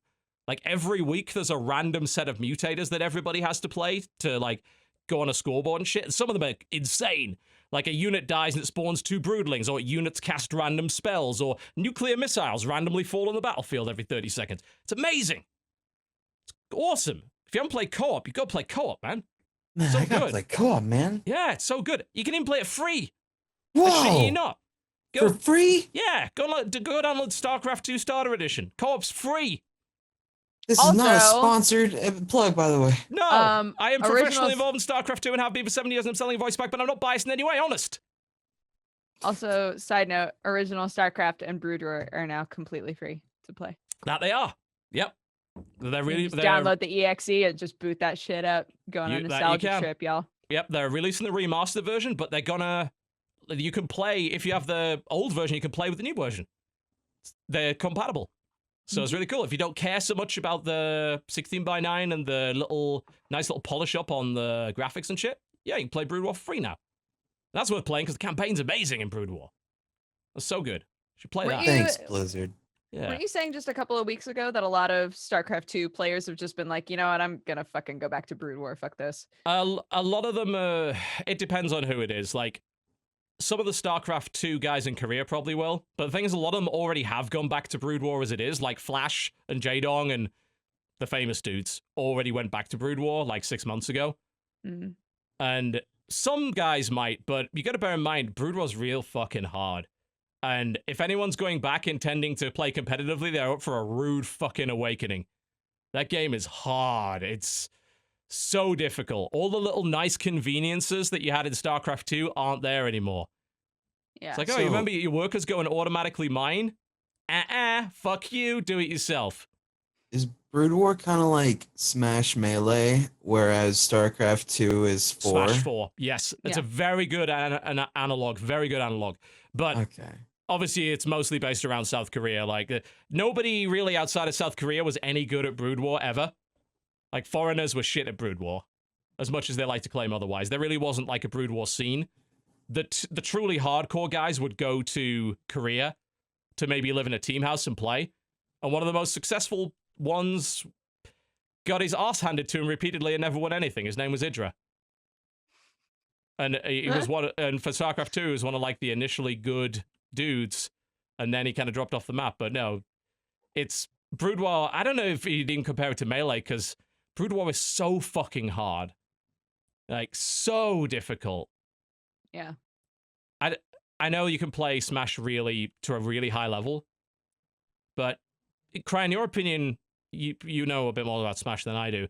If I played against a super high level Smash player, could I get a hit in? Do you think even one?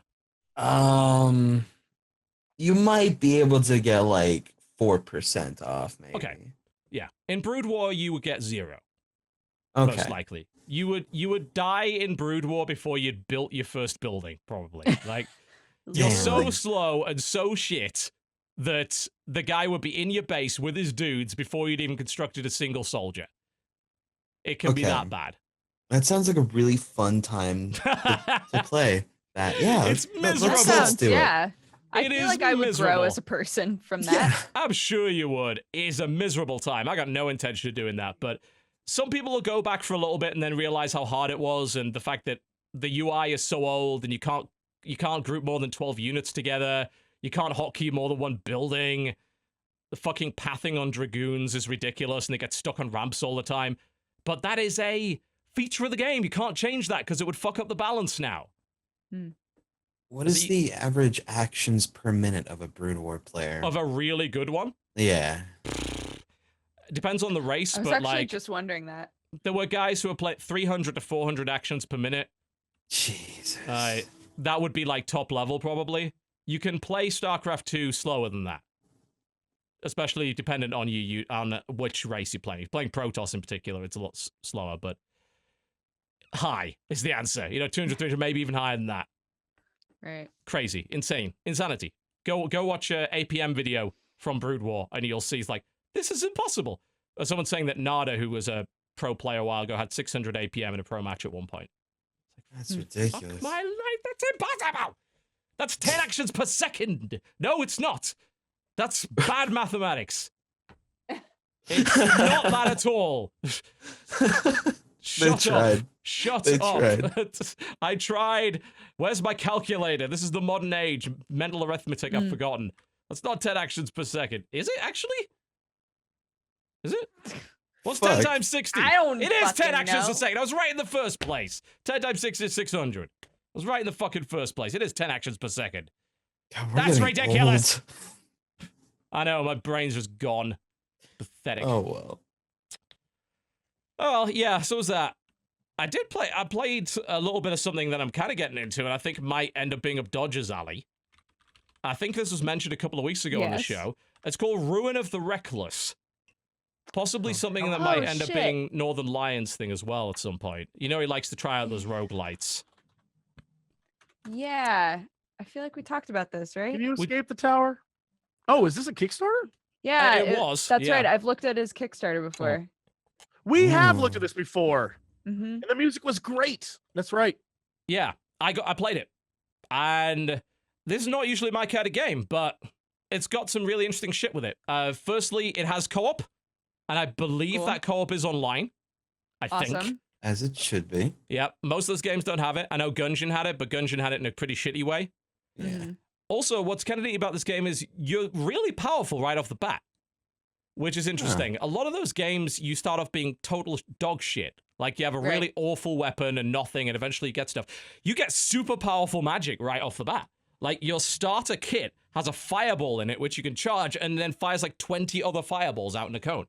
And blows the shit out of things. You get gear really fast, and abilities really fast, and you still die a lot. Because the game just compensates by just having a lot of enemies. So you can wipe the screen, but there's probably 300 more dudes on the floor for you to kill. And if you take too long on the floor, little portals start opening up and they start firing death orbs at you. So a bit like Risk of Rain, there's a time aspect to it. You can't hang around too much.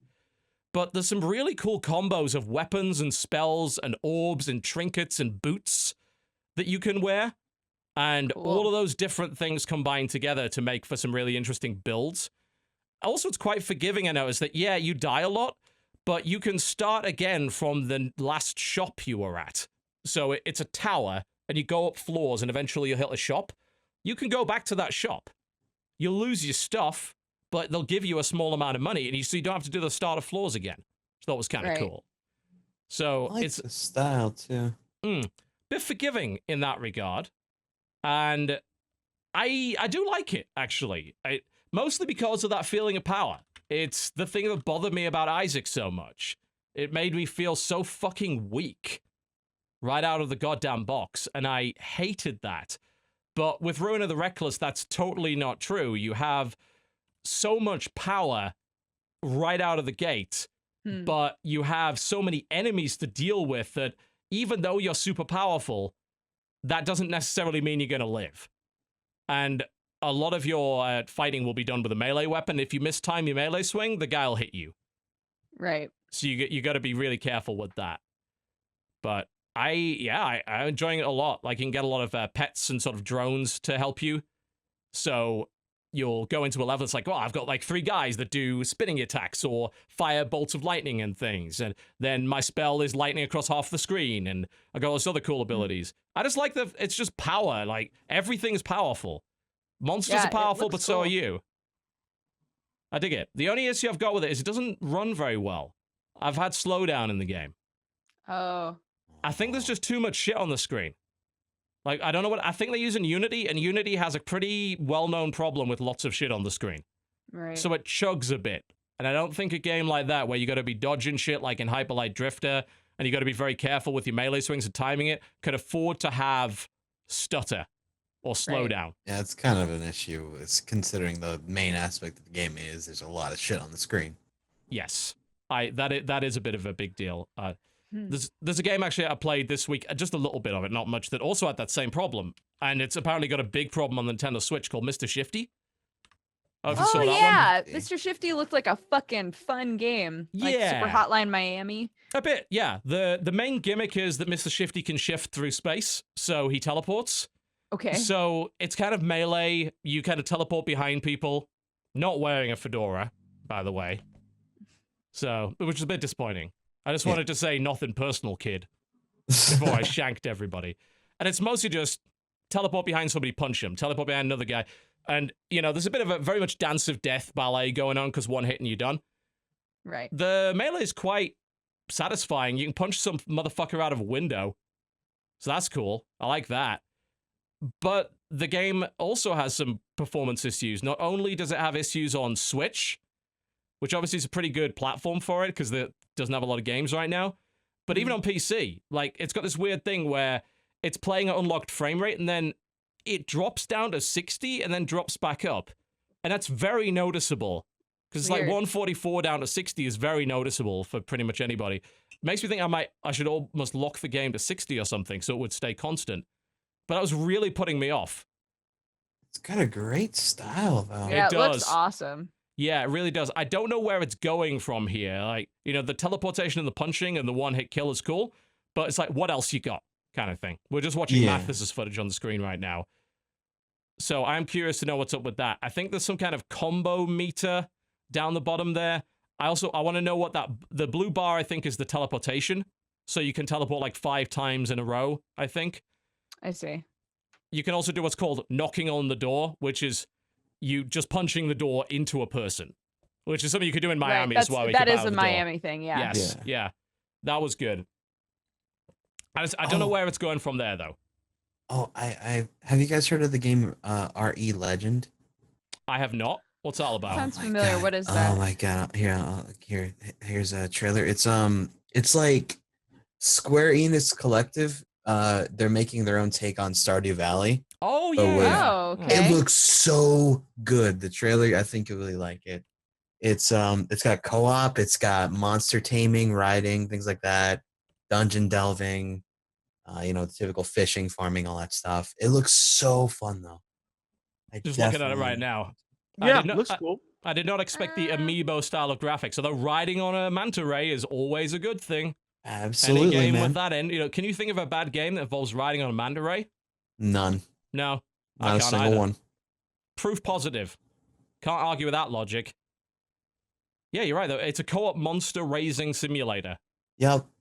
I'm really, and it's on PC too, so it's Hmm. not like a console only game. Hmm. Which I thought it was, considering it was like a Square, so it was like PlayStation or something. You know? Yeah, Square's been a bit better about releasing their stuff on PC lately, and I appreciate that.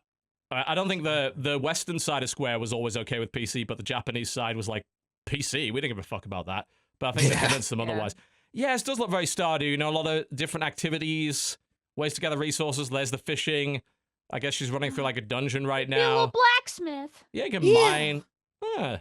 Yeah. Yeah, this will probably be very attractive to a lot of people.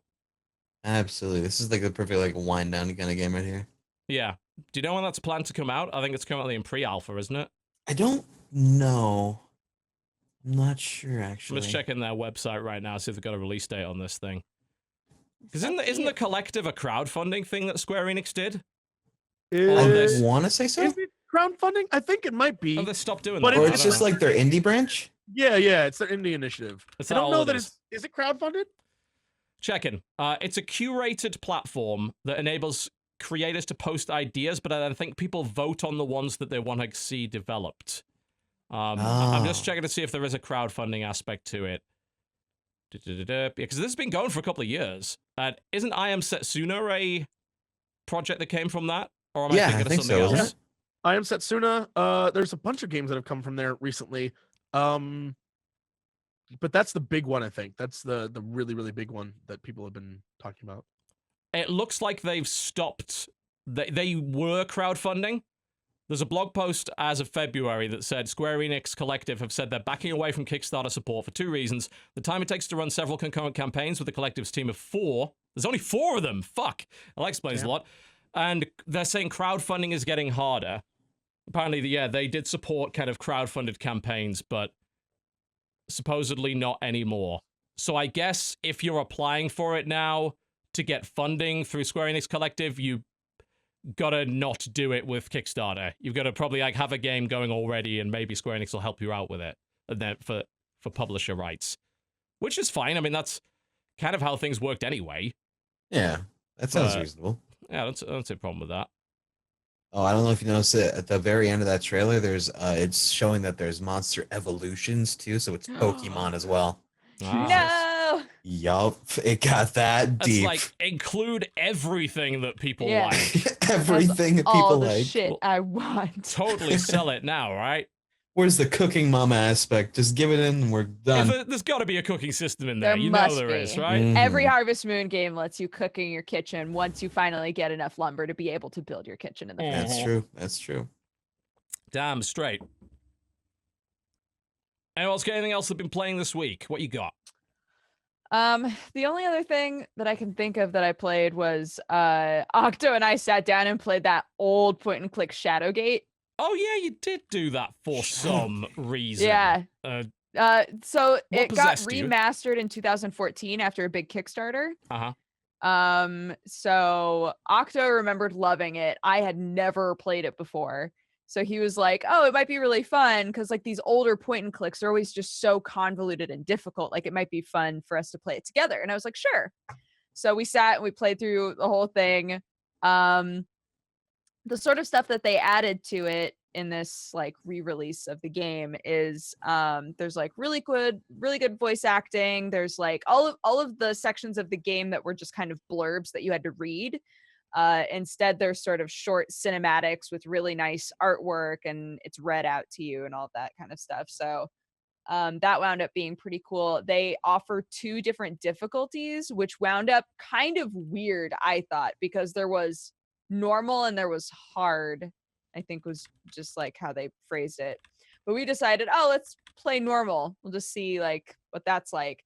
And basically what they did is in original Shadowgate, every single item that you wanted to interact with, it gave you every option of how to interact with it, right? So you might be spinning your tires for a very long time, just like, I don't know what I'm supposed to do with this. Do I pick it up? Do I look at it? Like, what do I do? Yeah.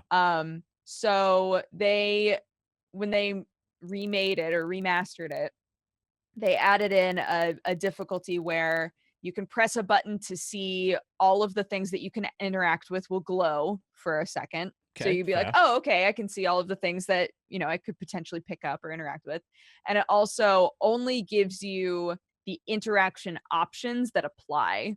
So most things, like pretty much everything you can look at, pretty much everything you can touch. But only things that can open will have the open option.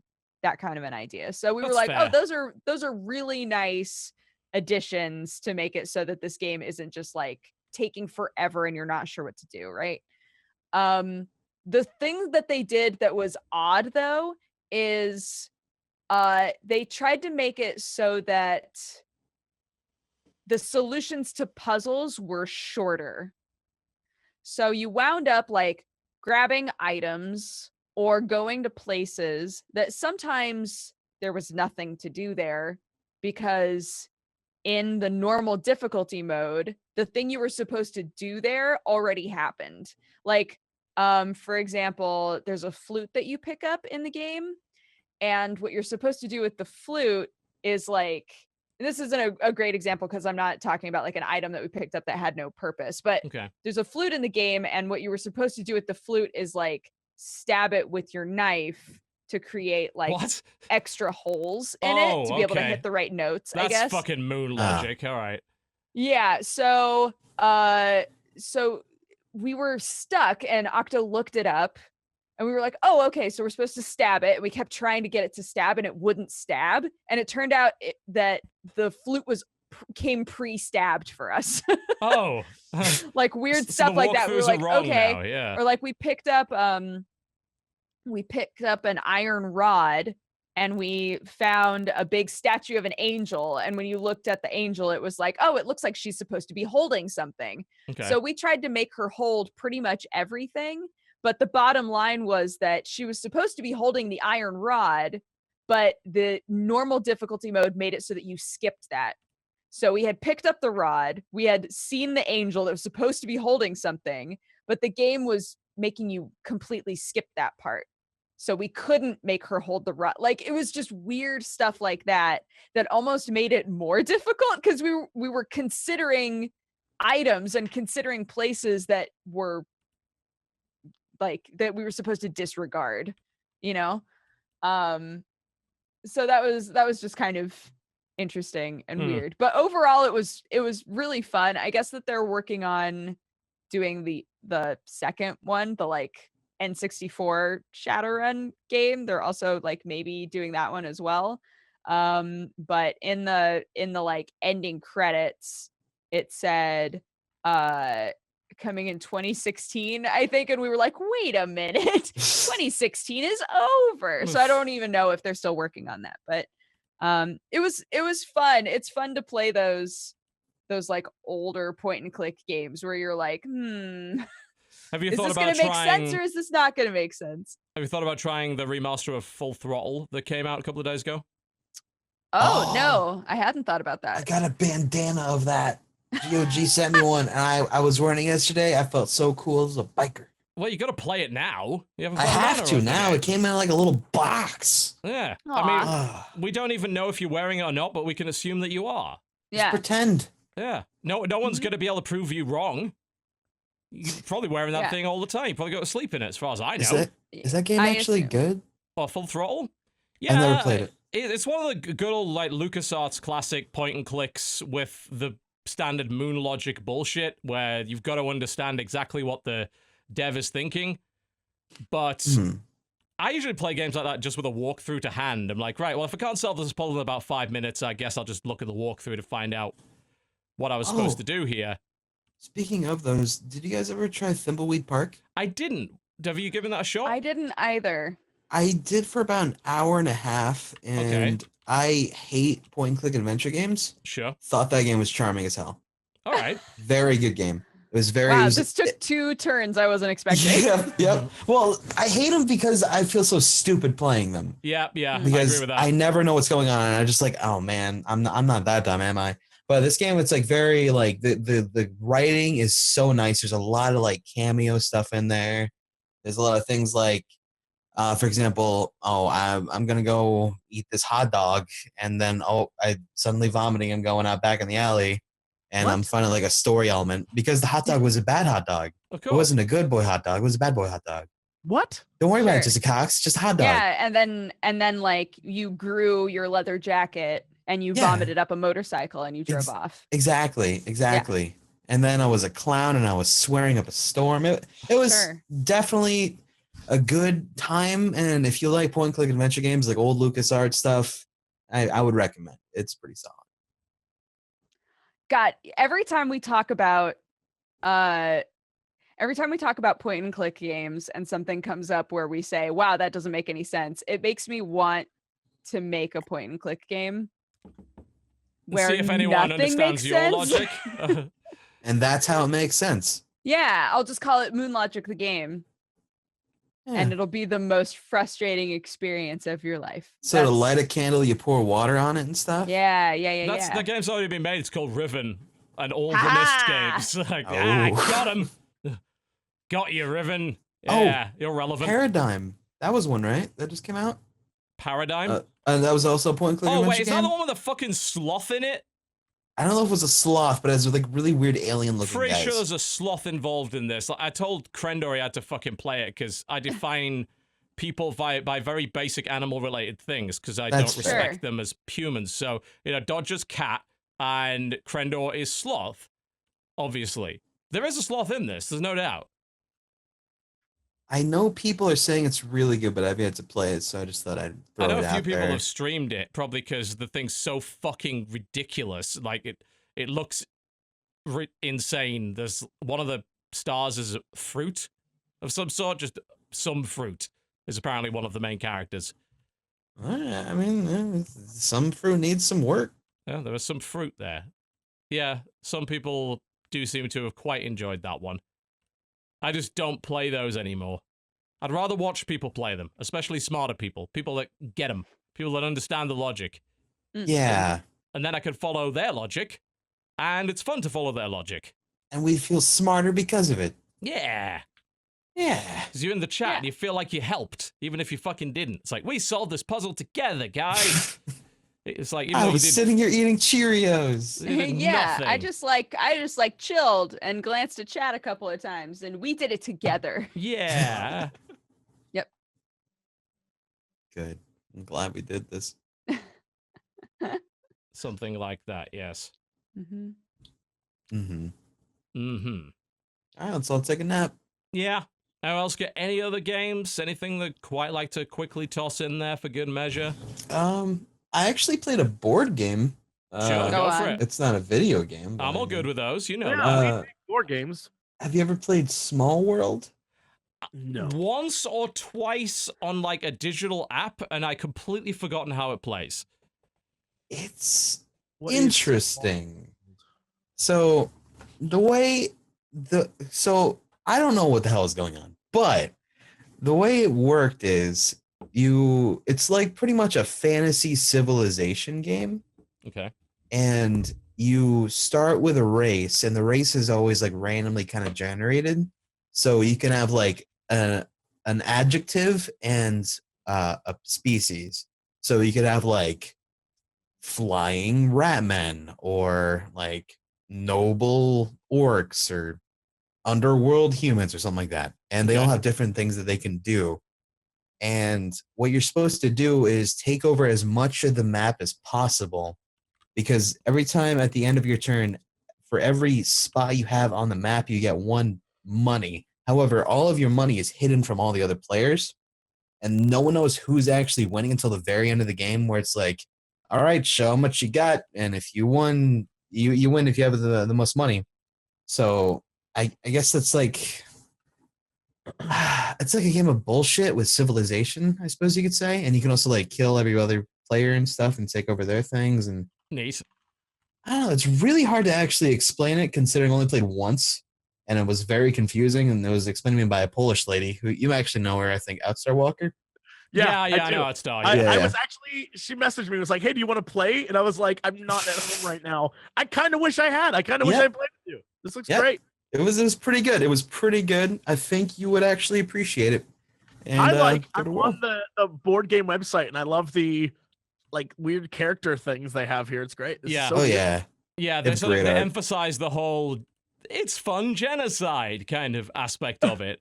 It's like, you gotta slaughter all the other fantasy races. It's on. They have a version on iOS. They also have a version of Smallworld 1 and 2 on Steam. But I know the Steam version is not that well implemented. Remember, we had the problems with Colt Express when we tried to play that cry. Yeah, because the client that's why was shit. We played the tabletop simulator version to make it work. I think that's a better bet. The client does have multiplayer and it also has the DLC. It's weird because I go there and I'm like, oh, well, why do people not like this? And there's some very specific reasons. One of them is just like a huge rant about the fact that chat has a swear filter. So apparently that's the main reason he doesn't like it. I want to say bad words. Yeah, I just want to swear at people. You know, he's got a couple of other issues like there's no way to change your mind about a turn. Like, well, I mean, I get that. Like, that's quite common. Another one's just complaining about the DLC and the fact that there is DLC. That's how dare they release more content for this game? Yeah, apparently it was day one. Some of it was day one though. So okay, well, I guess there's that. I think it's an Asmodee game. Oh, it's Days One to Asmodee Digital. Asmodee Digital is not good. Like they publish Ticket to Ride, Splendor, Smallworld, Colt Express, and Mysterium all on iOS and on PC, and none of the clients are very good. As we experienced with Colt Express, I tried to play Mysterium. I wanted to play it with you guys because I heard Mysterium is an amazing like co-op game.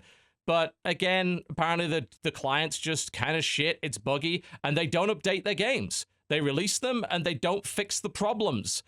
Colt Express was a fucking nightmare to play. Although I just said that, and they actually just patched it. They hadn't patched it in like 5 months, but apparently they patched it 6 days ago for online mode. Although I don't know if they have fixed the lobby problem.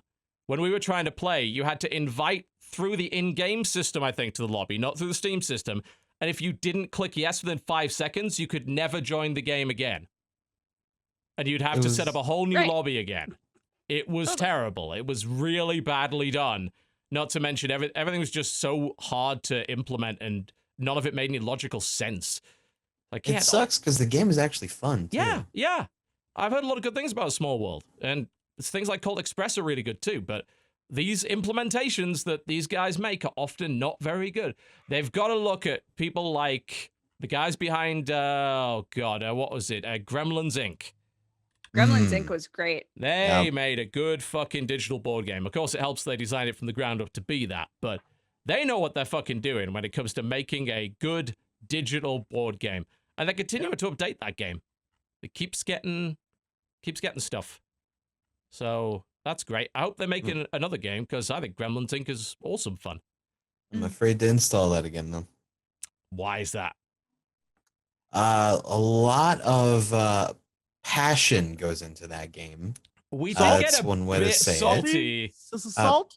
I mean, I guess you shake it out. Sodium chloride. Shake it Little out. shake, little Shake it salty out. shake. a little bit. Little salty shake. Yeah, dude. It is a bastard of a game. It's got some of the awful things from Monopoly in it, but it's a much better game than Monopoly. But you still get the salt that you get from Monopoly. It's like, Yep. oh, this is just a hot.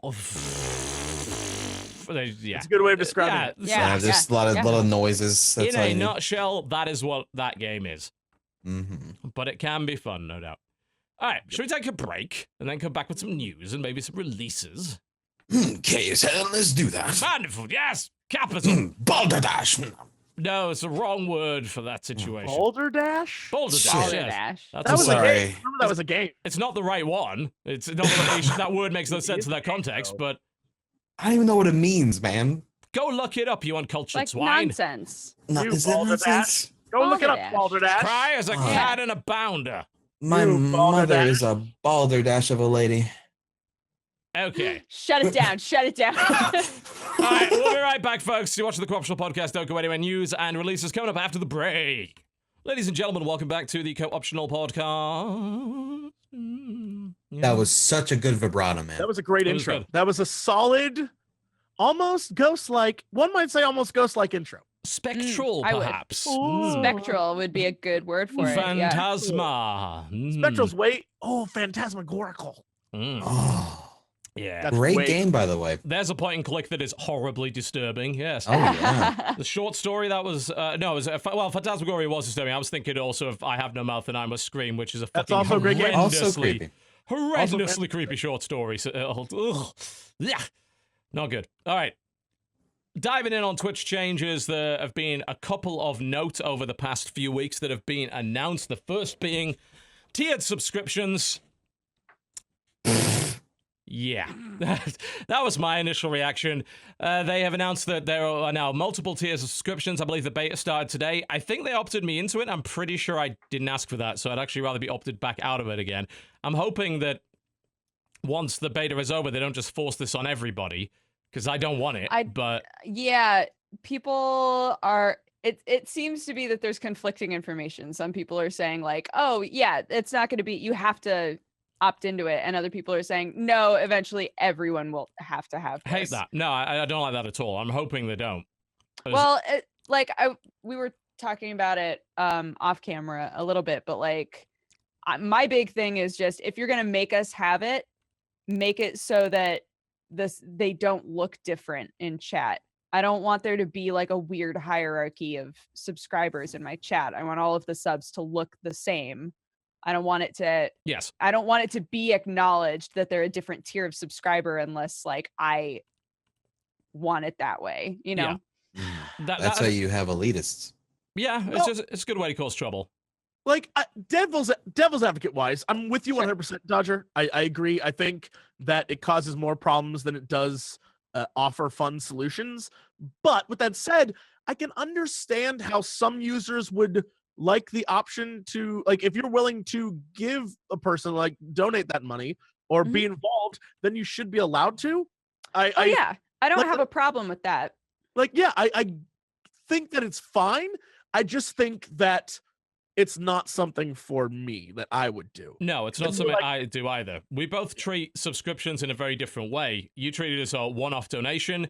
I treat it as a monthly service, but I wouldn't charge more for that monthly service because it's not worth more than that. And Right. I can't offer, nor would I want to offer tiers of service anyway. Even if I could, the Twitch system right now, the only thing you can do is give them a bonus emote. That's token. That at that point, you said you hit it right on the head, Jesse, when you said if people want to donate more. Like, I don't treat the subscription as a donation. It's a service. We give people tangible things for that, and I never want it to be a donation, so I would never want those tiers offered on my channel. If there is, then Right. obviously I'll try and opt out of it. It's like a bad Patreon. It kind of is. You're totally right. It's obvious that Amazon is trying to get a piece of the Patreon pie just as they were trying to get a piece of the donation pie with bits. To their credit, they have not attempted to force you to use those yet, which is good. I hope they never do. I hope they never put in their terms of service that you can't use a third-party donation system. I think they never will because they I don't realize think that they ever people will. We would. they'll The riot. backlash would be crazy. Mhm. Yeah. Look, completely right. Yeah, I'm told apparently tiers are live on my channel right now. Yeah, I can't find anywhere to turn those off in the dashboard. I think I'm actually gonna have to email them about it. So I don't know. It's possible that we either are set to opt into all this shit automatically, or my Twitch manager put me in on that. I don't know. I need to get out of it though.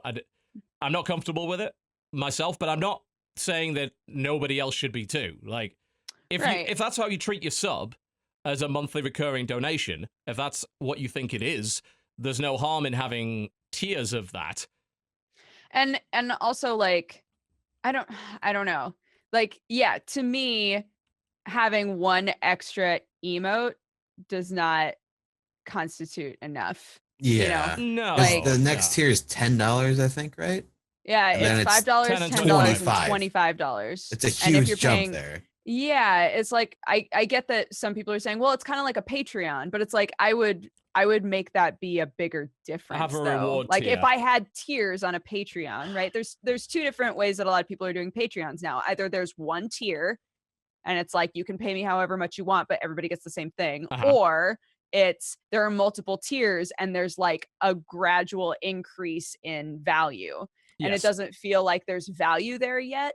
So, like, assuming that they would give you more things, like more stuff that you can opt into to add on to the tiers, like that would make more sense. What do you in the get? future? Like, is it just a It emote? literally is One just an emote. emote. Yeah, that's the only thing. You can, I believe, if you choose, lock other shit behind it. If you wanted to lock chat behind $10, you could. If you wanted That's to chat, pretty intense. That would be really shitty. I don't think anyone's going to do that at all. I don't think that's going to happen. But you can Chat do is in it. super subscriber mode only. $25 donators only. That's the same as silence. You know, it's like, you don't want any chat. That's a good way to do it. There we go. Yeah, that's like how you like, okay, chat, you're in timeout. You're going to 25 sub only mode. Yeah. Whatever. And if one of you is willing to pay that to talk, so be it. I think I'm trying to think of who would really benefit from this, and I think maybe like smaller channels Sure. who have a really passionate audience. This could help them a lot. Yeah, So- because like one thing that I don't think we've touched on yet is that each tier, in terms of like when it counts your number of subscribers, each tier counts as more subscriptions. So you could say, all right, well, yeah, For the purchases of how many emotes you unlock as a channel, basically. right. Yeah, you so know, like, if you're saying 500 like, emotes, oh, 500 once I subs for hit, this, yeah. yeah, once I hit like 1,000 subscribers, then I'll get to unlock more emotes. And somebody could say, oh, well, I'll bump myself up to a $25 subscription because you'll unlock them faster because I now count as 3 subscribers or however it works. So That's- yeah, you So could, yeah, you, I guess that's like a really passionate. Yeah, it's just really passionate fan base that, especially if you're a smaller Twitch channel, and you see a lot of those. I'll go to channels and it'll be like 13 people watching, but the donation thing will say like $1,500. I'm like, damn, all right. yeah, because they're like really supportive of a streamer that they love. Yeah. So Which is the same principle as Patreon. Ultimately, this is just a way to try and cut into the Patreon market. The thing is, it doesn't have any of the cool features that Patreon has. Patreon's well set up for that. The split is terrible. Like, there's no real doubt about that. Compared to Patreon, the split is just awful. You do not get extra money for higher... Well, obviously, you get extra money for a higher tier sub, but you don't get... The split remains the same. So, depending on what you're on, the standard being 50-50, but of course, there are better 60-40, 70-30. I've even heard 80-20 exists, probably for the absolute top guys. right. But even then, you know, 30% of $25 is a significant chunk of change that Amazon just took for not giving you anything more than you got for your $5. Right. I think that's unreasonable. Like, if you were gonna do that, at that point, you should say, well, a $25 sub is 90-10 then. Because you can't make the same argument that, oh, well, you're ad-free now, so we're going to compensate for that, and you know, all these other services, we're going to compensate for those. You do not. At that point, not with 25. So I don't mind Twitch trying to get in on this, and I don't know why everyone is so cagey about it every time they do. It's like, well, they have the right to try to offer an I mean, yeah, alternative. business-wise, it makes sense that they're thinking to course they themselves, how do we bring that market, how do we keep those people on our platform? Absolutely. Why What would is it, they? Jesse? No, I think it's the reason that we feel sort of like apprehensive about the idea for our personal channels, but at the same time we're like, it's cool, like people can do what people do. I think it comes down to we sort of have our pulse on the audience a little bit more, because like this is something we're very like, what do the people think about this? And I think there's a lot of people who view this emotionally and not like a rational thing. On They the see this internet? as, like, Don't be Yeah, I ridiculous, know. Jesse. but like I think people see it as an emotional thing where it's again, these are the same people who when you type something, they're like, you seem really angry. It's like, it was words. I'm over here like sipping a tea, having a good old time. And I think it's the same thing here, where it's like they perceive this on an emotional level where it's, oh well, if you're rich and you have money, you can afford this stuff, and everyone else has to fucking suck with it. And everyone sort of takes that in their own reality and adds their own context to it. And so the idea itself, while at the end of the day not like crazy, still poses problems, right? It still has the potential to cause drama, where really it's like, oh boy, this shouldn't be a thing, but it will be. I do think that you're right, though, that depending on the size of the streamer, it's going to be viewed completely differently. Absolutely. Like a smaller streamer that wants to do this, it'll be like, this is an awesome way for the people that love that streamer to like offer them more, right? Yep. To help them with more emotes, with just more stuff for their channel because they deserve it. Sure, and it's also about the reliability of that income. As a small streamer, if you rely on donations because you're making fuck all from advertisements, you are in a very dangerous place. It just takes 1 month where Super Donor guy didn't donate, and like, oh shit, I'm fucked now. Oh no. Does Twitch have the same sort of thing that YouTube does, where it's like you have to, I can't even remember, where you have to make a certain amount of money before you get a payout? So we were about to move on to that, actually, because they now do the whole affiliate now, thing. Yeah. Oh, okay. really? It does now? Yeah, but before we get onto that, Cry, like, I want to like hear how you treat, how do you view the subscription? Because of course you have a subscription, you've got a lot of subs in your channel, you also take donations, and you do regular streams that are very involved often with your Twitch community. How do you treat and approach the subscription? All right, so really quick touching on the bits bit. So I enabled bits as a joke. I was about to disable them immediately after enabling them. You can't right disable after. them, though. You cannot disable bits. Nope. So I have to live with this. You cannot. Once they are enabled, you cannot disable bits. I had a similar issue. I turned them on for, and I think they still do this, when they were running, they let you watch an ad to get like 5 or 10 bits. And people were like, we want to do this for you. Like, we want to watch an ad because we have ad block on or whatever. I'm like, okay, sure. So I turned it on for that. No, you can't turn it on off afterwards. That's it. I just don't promote it. I don't tell anyone it's there. Yeah. Well, weird. I think at the end of the day, like the concept of bits isn't something that is like too terrible, and it's not something that I'm against. It's not.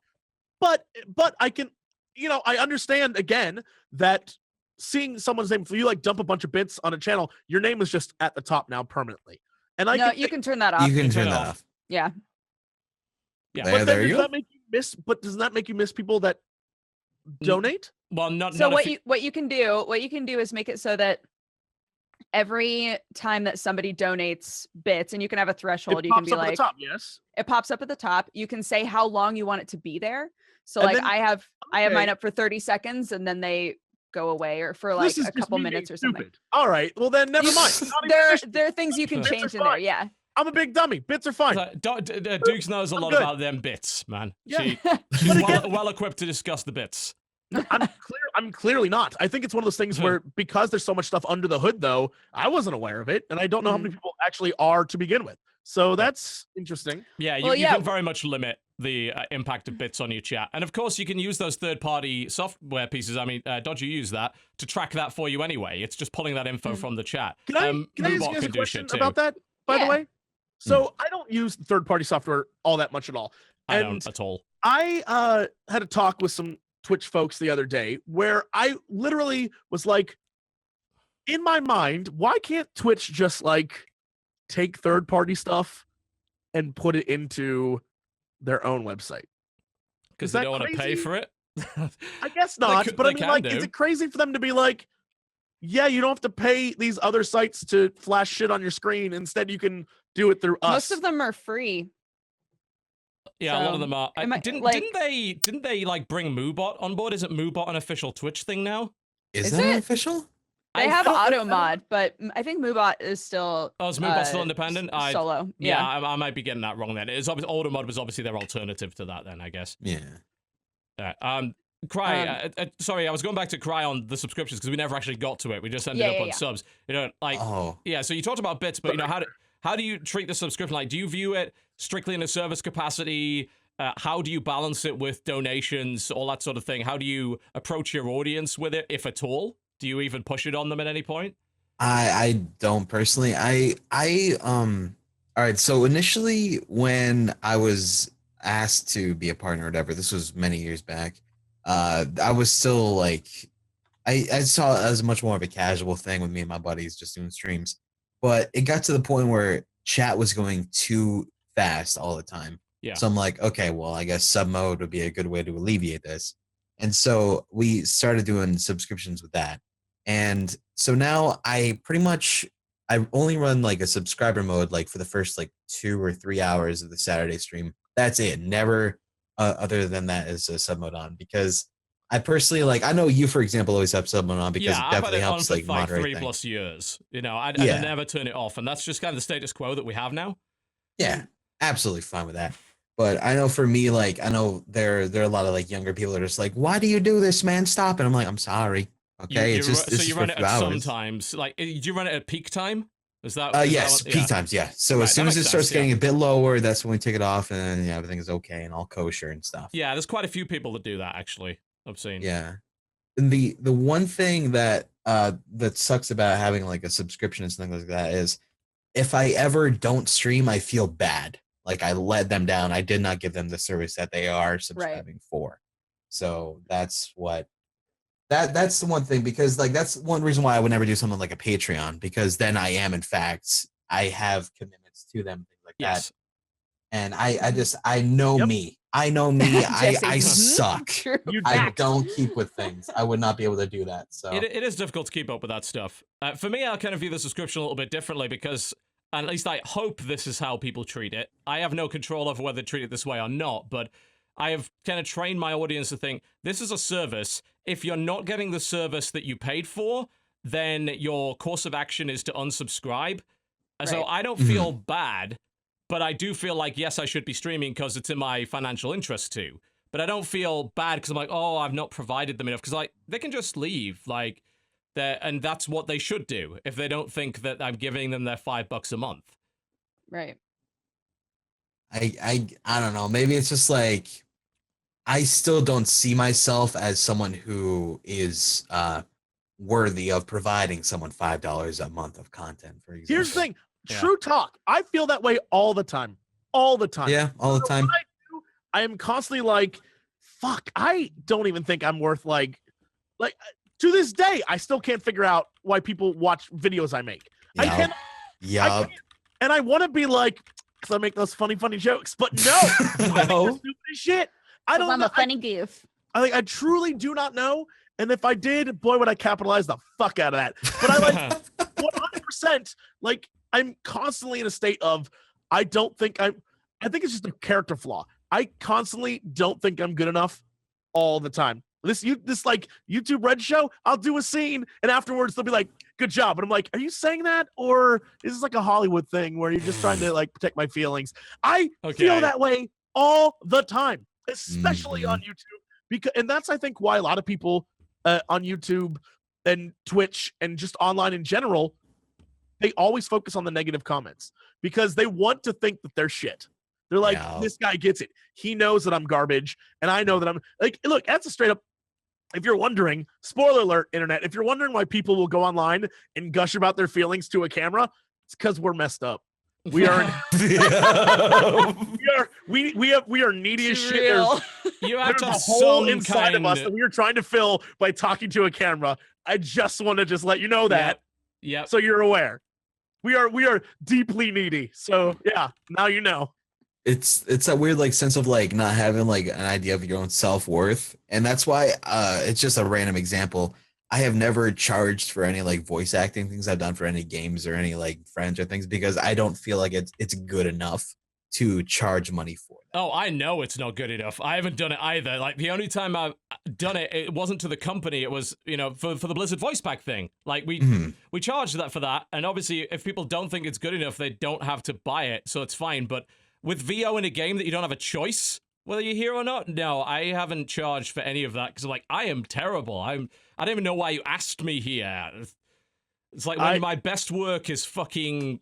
that goddamn pufferfish in Awesome Noughts, you know that is a low bar. That's what I'm saying. The minute you get an email that's like, we'd like you to do something, you're like, why though? Yeah. Yo. A lot of it really is just like, I know you're just doing this because I'll bring my audience with me, not because I'm any good at it. And I think that's why I turn it down mostly now. I've taken a gig in ages. And it goes, and again, it goes back to subs and Patreons and all this stuff. Is you just feel like, will I ever be able to be good enough to justify any of this? Uh-huh. Probably And that's not. what it's about. And so, like, you're constantly just like trying to hustle and trying to be like, I want to show you guys how much I love you. And that's like, Dodgers Chat is a big old love fest. And I know that deep down, she's like, I just want to let you know how much I love you guys. And like, I'm so thankful for what I'm doing. And it's like, fuck, she's doing it so good. I'll never be that good. It's like, Jesse. It's tough. It's tough. And so it, like, going back to the crazy $25 subs and stuff, if you're a small Twitch streamer and you're just starting out and someone does that for you, that like changes your reality.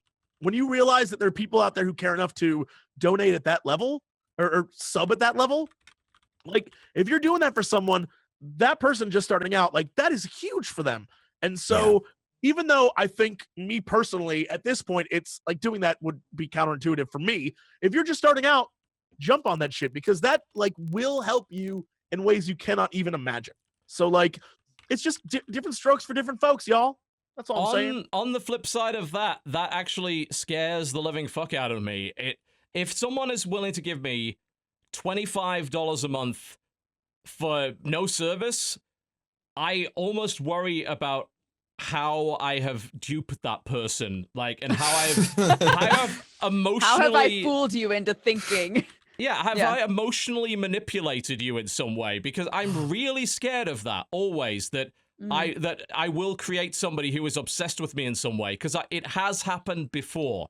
You can start a cult. I feel you. I know, Dodger, yes. A Cry, I'm sure, that's probably the reason you hide your face, Cry, because you've got a bit of a Cougar fan base, I'm told.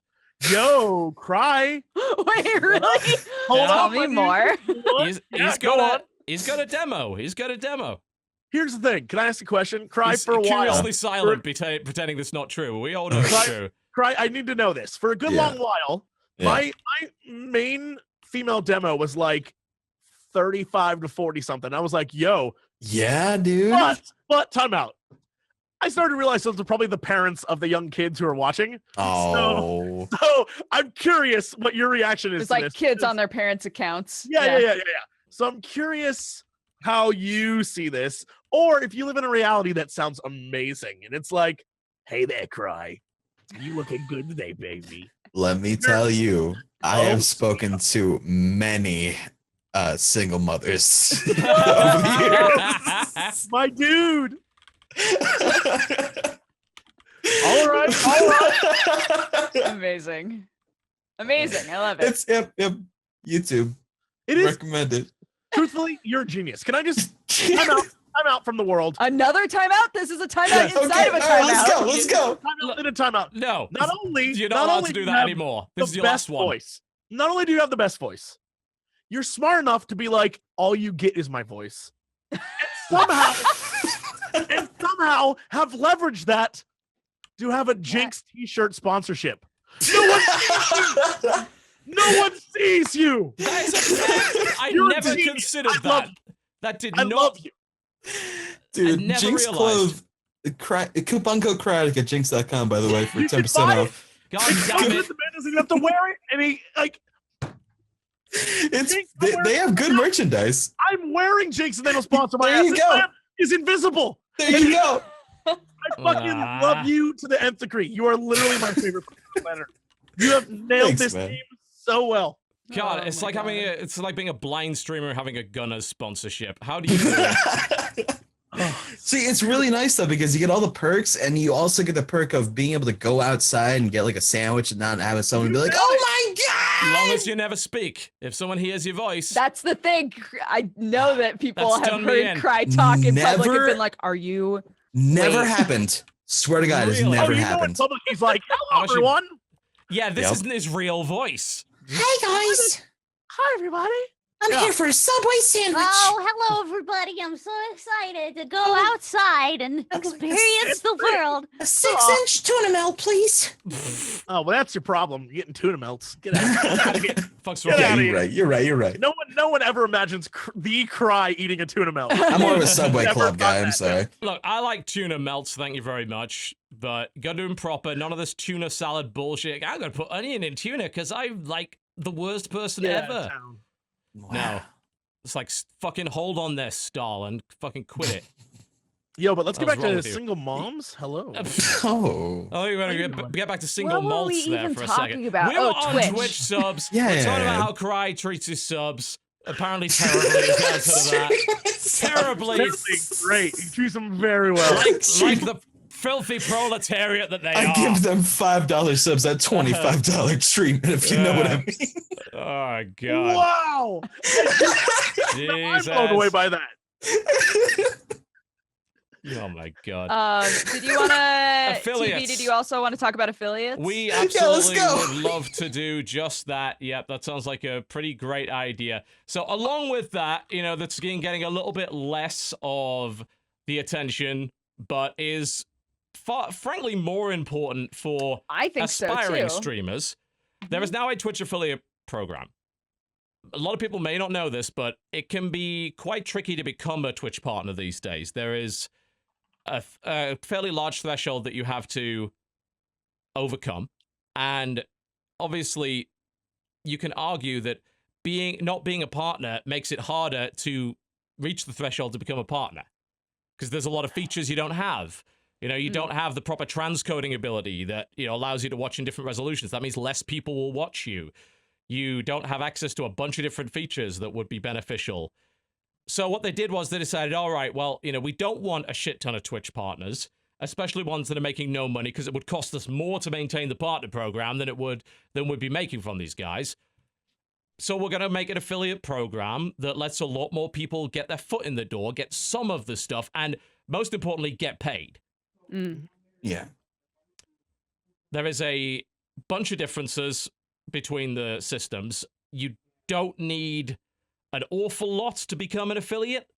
At the moment, they're looking to invite people who have had at least 500 total minutes broadcast in the last 30 days, have at least 7 unique broadcast days in the last 30 days. So in other words, you're an active streamer, an average of 3 concurrent viewers or more. So not Only not many. 3? Only 3, yeah. Oh, wow. So you have to prove it's not just you and your mother. And what is it? 50 followers. 50 followers, yes. So, More than reasonable. We've proven that I know jack shit about Twitch and I am 9,000 years old, but is there a version of this, a list like this for being partnered? I That think says so. what you need to have? Because I don't know that I've ever seen one of those. I imagine there is. I just haven't looked at it. Like, it was never a thing for me. Like, I was partnered as soon as they changed to Justin. Yeah, same here. Right. Yeah. I think most of us were. I'm curious about that because the other day, again, boy, am I like a walking contradiction. So I tuned in to watch this girl stream Heroes because everyone was like hyping her up. I was like, all right, I'll figure out what this is about.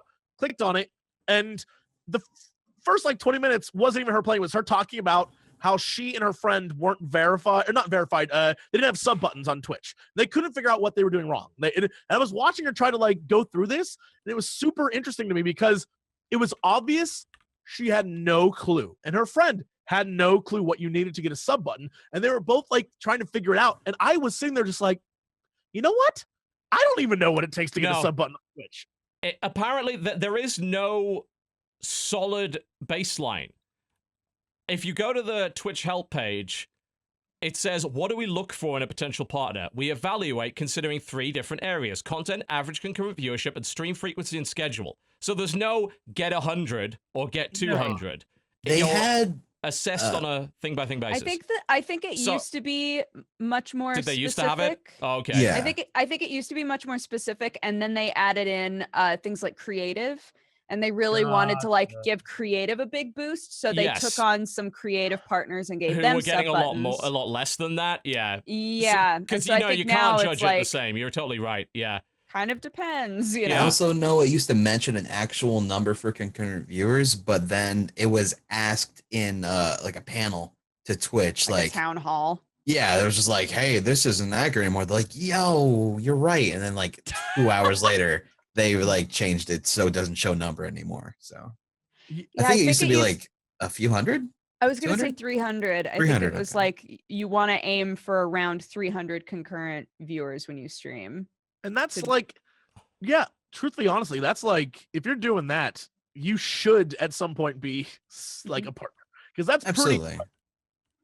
Like to get Yeah. 300 people to just watch you stream a game or some Oh, shit. That's absolutely. impressive. That's Yeah. really impressive. So I mean, most of it comes down to, the reason why partnership is so important is not necessarily for getting paid through ads, because if you have that small an audience, you're not going to make much from ads anyway. The issue is the sub button. That's the big deal. And transcoding, for the most part. The ability for your stream to be watched in different resolutions. Very important, especially if you want to encourage mobile viewership. Like, you need those different options available. So partnership, used to be the way to do that. Now, supposedly, the Twitch affiliate program will do that for you. I'm just seeing like what you get with it. There's a nice little breakdown actually of what you get. The little table. Yes. Yeah. So a Twitch affiliate, you can get cheering with bits, but you don't get a custom cheer emote. You can get one sub emote, and you will be able to get a sub button. It's not immediately available. They said coming soon. So it looks like you'll be able to get a sub button, which is one of the biggest deals to one of those. Apparently, you'll also be able to, of course, run ads and get game sales. Also not currently available. Storage for past broadcasts is the same as a non-partnered streamer. So 14 days, by the looks of it. How long is a partner streamer last for now? 2 months. Is it 2? Okay. Yeah, there are also some channels that have been whitelisted to keep them forever. Mostly those are tournament or esports focused channels. Oh, that makes sense. Yeah, I may or may not have that, but they. Yeah, and then also stream delay. Affiliates will not be able to use stream delay. They will get priority access to transcode, but you will not necessarily always have it. Like, if you're a non-partnered streamer, you can sometimes get transcode, and it's probably just based on how busy the server is. Right. Whereas obviously a partner gets full access to transcoded streams all the time. Apparently you get priority access to them as they're available as an affiliate. So you're not guaranteed transcodes, but you should be guaranteed that sub button. No stream delay, which is a weird one. Like, it's weird that they would exclude that, because these tiny streamers are hardly going to take up much resource, right? Yeah. Yeah. Also, That is am I weird. wrong in that I thought you can just do a stream delay in like OBS already? You can, Yeah. but it requires your PC to be up to it though. Oh, okay. You can do it on either Twitch's end or locally. Locally is a bit more difficult, but it can be done. Right. You totally can do that. That used to be the only way to do it, but then they put it in because tournaments were like, "What the fuck, mate? Fix this." Yeah. And makes then sense. and then they did. So that's good. Is there all right, again, my stupidity, I'm watching people on Twitter and Facebook and stuff talk about how they're excited to support affiliates. Is there a way that you as a person who has a sub button, you as a partner can like I think support, or is that just something like they just mean like it'll be nice to be able to watch, these smaller streams that I like to watch and be able to actually Support like them directly. support them. Yeah, Yeah. They're I thought it adding. was like maybe I could help. Be like, Right. No, yes, you're an affiliate now because of me. no. What? No, that's not what I mean, to be honest, that's how a lot of people got partnership. They get recommended by somebody else. That's actually a huge factor. And you might think, well, it's nepotistic. It's about who you know. Yeah, welcome to life. That's how it fucking Like, works, If you're friends with a few Twitch employees, you're set. Of course. Like, I don't know if you realize this, but Twitch is very lenient if you know people in Twitch. Yeah. Very It's much so. No doubt Like about if I wasn't friends with Pluto, I'm sure I would have been at least warned or yelled at a few times by now. I've shown a few things on there I shouldn't probably show. I mean, it's all good. Yeah, for Christ Titty time, right? Yeah, Christ City Yeah. time. It's every Wednesday, 7 to 8 City time. that. Indeed, naturally. Up on by. Yeah. Christ Titty time. Christ Titty time. Christ Titty time. Yeehaw and so Come forth. on down. We got titties of all shapes and sizes. It's crazy. That one looks like a pancake. Oh, This is what happens when you have a cougar fan base. that one looks like a water balloon just flopping about all crazy. Oh, this one feels like sound foam. Whew. Sound foam. That's what titty time's all about. Oh, big surprise. We're talking about titty time and stripping appears at the door. Yep. But He's like, I heard there was titty time going on over Titty here. time? Heard there was titty time? Of course there is. titty time involved, yes, yeah. Huh? Titty time. What? Yeah. Yeah. Baby, Huh? did someone say titty time? Yeah. What? Well, Yeah. we mentioned titty What? time and At the stripping right time. immediately appeared at the door, and we think that's not a coincidence. We just said, Oh, what? But- Right. Titty I time? mean, like, Baby, did someone say titty time? What? just pops in, and there's just canned laughter when he does it. yeah, of course. I Kramer. imagine that. That's how I imagine your office works. Yeah. It You does. all have little Cool. laughter. Yeah. things we play. Accurate. Maintain Oh, that illusion God, for you me. need one of those. There's a couple of other minor differences, like payout time frame. You get paid out every 2 months instead of every 45 days. There's a threshold. Basically, they're trying to avoid fraud for the most part. Mm. Yeah, using it as a way to launder money for the most part. That's Well, yeah. it'll be a lot easier to hit those thresholds too, because people will have subscribers, ads, Yeah, bits, sub like all of ads, that yeah. stuff adds up. So Yeah. And, I've never been against those kind of thresholds. It's the same thing that, like, some people got up in a little bit of uproar about 10,000 lifetime views on YouTube before I can get partnered and make money from ads. Like, yeah, that represents about $1 probably. Like, if you're not losing any money here, like, you don't need to be partnered if you're not getting that Yeah, many. 10,000 total. That's like That you can $8. accidentally get that very easily, Yeah. even as a complete nobody. Mm. Yeah, that's a non-issue, and neither is the time frame thing. There's been a couple of people rumbling saying that they don't like the fact that they're opening the gates to this kind of thing, but I've not seen a single good reason. Like, yeah, it's very literally. protectionist. Okay, for real. I'm with you, Every yeah. single person that I've seen be like, I just don't like it. In the end, the argument comes down to like, then partners won't be special anymore. Yeah. It's like, That's pretty much fucking go away. That's not a It's so fucking argument. stupid. Like, one, you weren't fucking special. You knew somebody or you had a couple of hundred viewers. Well done. Fucking bully for you. Congratulations. It doesn't matter. And more to the point, like, if you're getting your ass handed to you, and I've said this before, I'll say it a fucking 1,000 times till I'm blue in the face. If you get your ass handed to you by some affiliate who just popped out of nowhere, then up your fucking game.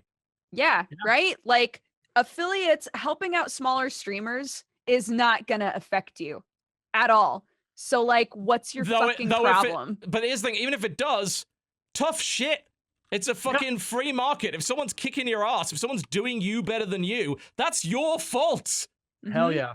Absolutely. If you are, it's protectionist. It's like, I have my position and I'm going to wall this off and I'm not going to let anyone else in. And even though I'm shit and can't compete on an even playing field, tough shit, because I won't let you in the gate. I won't even let you in the door.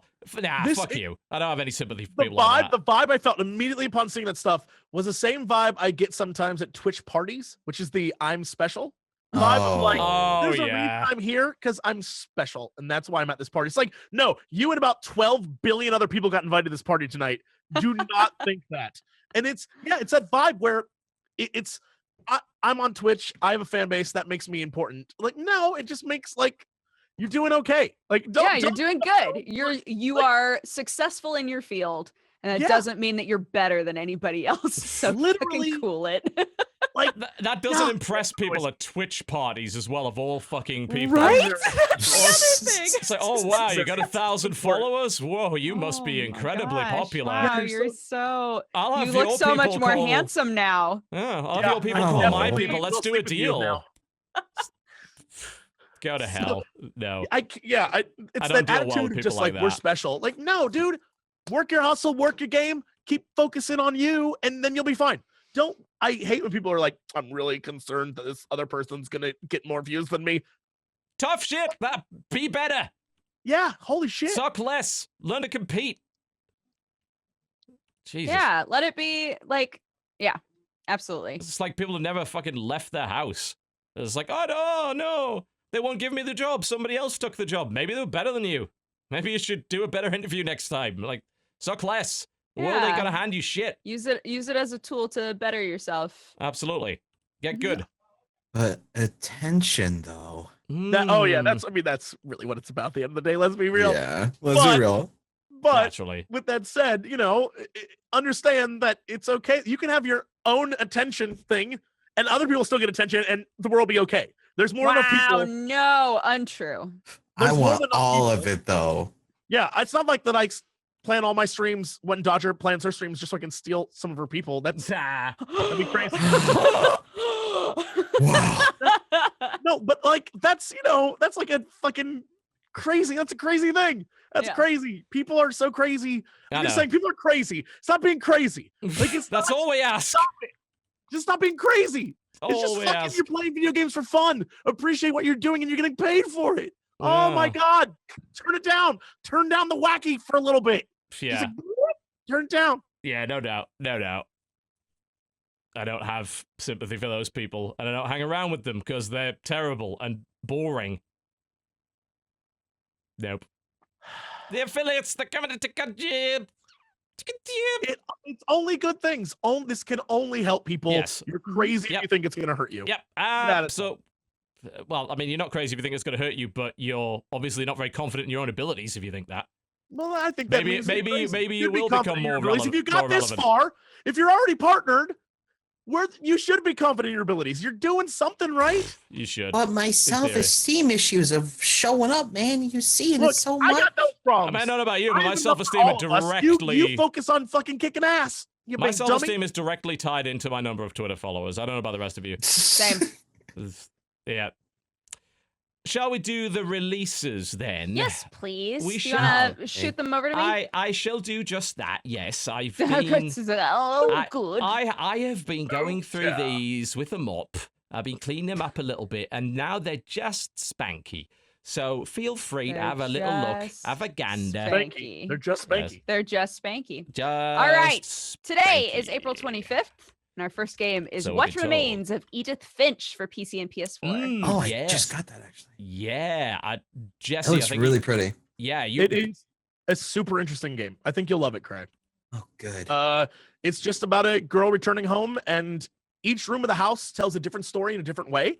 And so a great example is one room is your brother, and you live his life as like a fishery canning guy, and you like cut fish heads off with one part of your controller, and the other part you're running an RPG that changes from like top down to 2.5 to like 3D as you progress through his life. And it's really interesting. Like the way they manipulate the game to sort of tell stories is awesome, but it's also like there aren't multiple endings. So like It's a this is one-playthrough thing. Oh, you're playing straight through it kind of deal.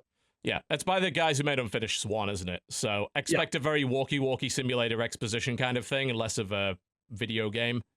it Yeah. looks like Vanishing of Ethan Carter. Is that about right or no? It's a little, it's not supposed to be like creepy or scary, but it does have like a strange, like something's not right here vibe. Okay. But it's a beautiful story, and it's told really, really well. And there are moments that are pretty shocking. But it's supposed to grab you emotionally, not like scare the bejesus out of you.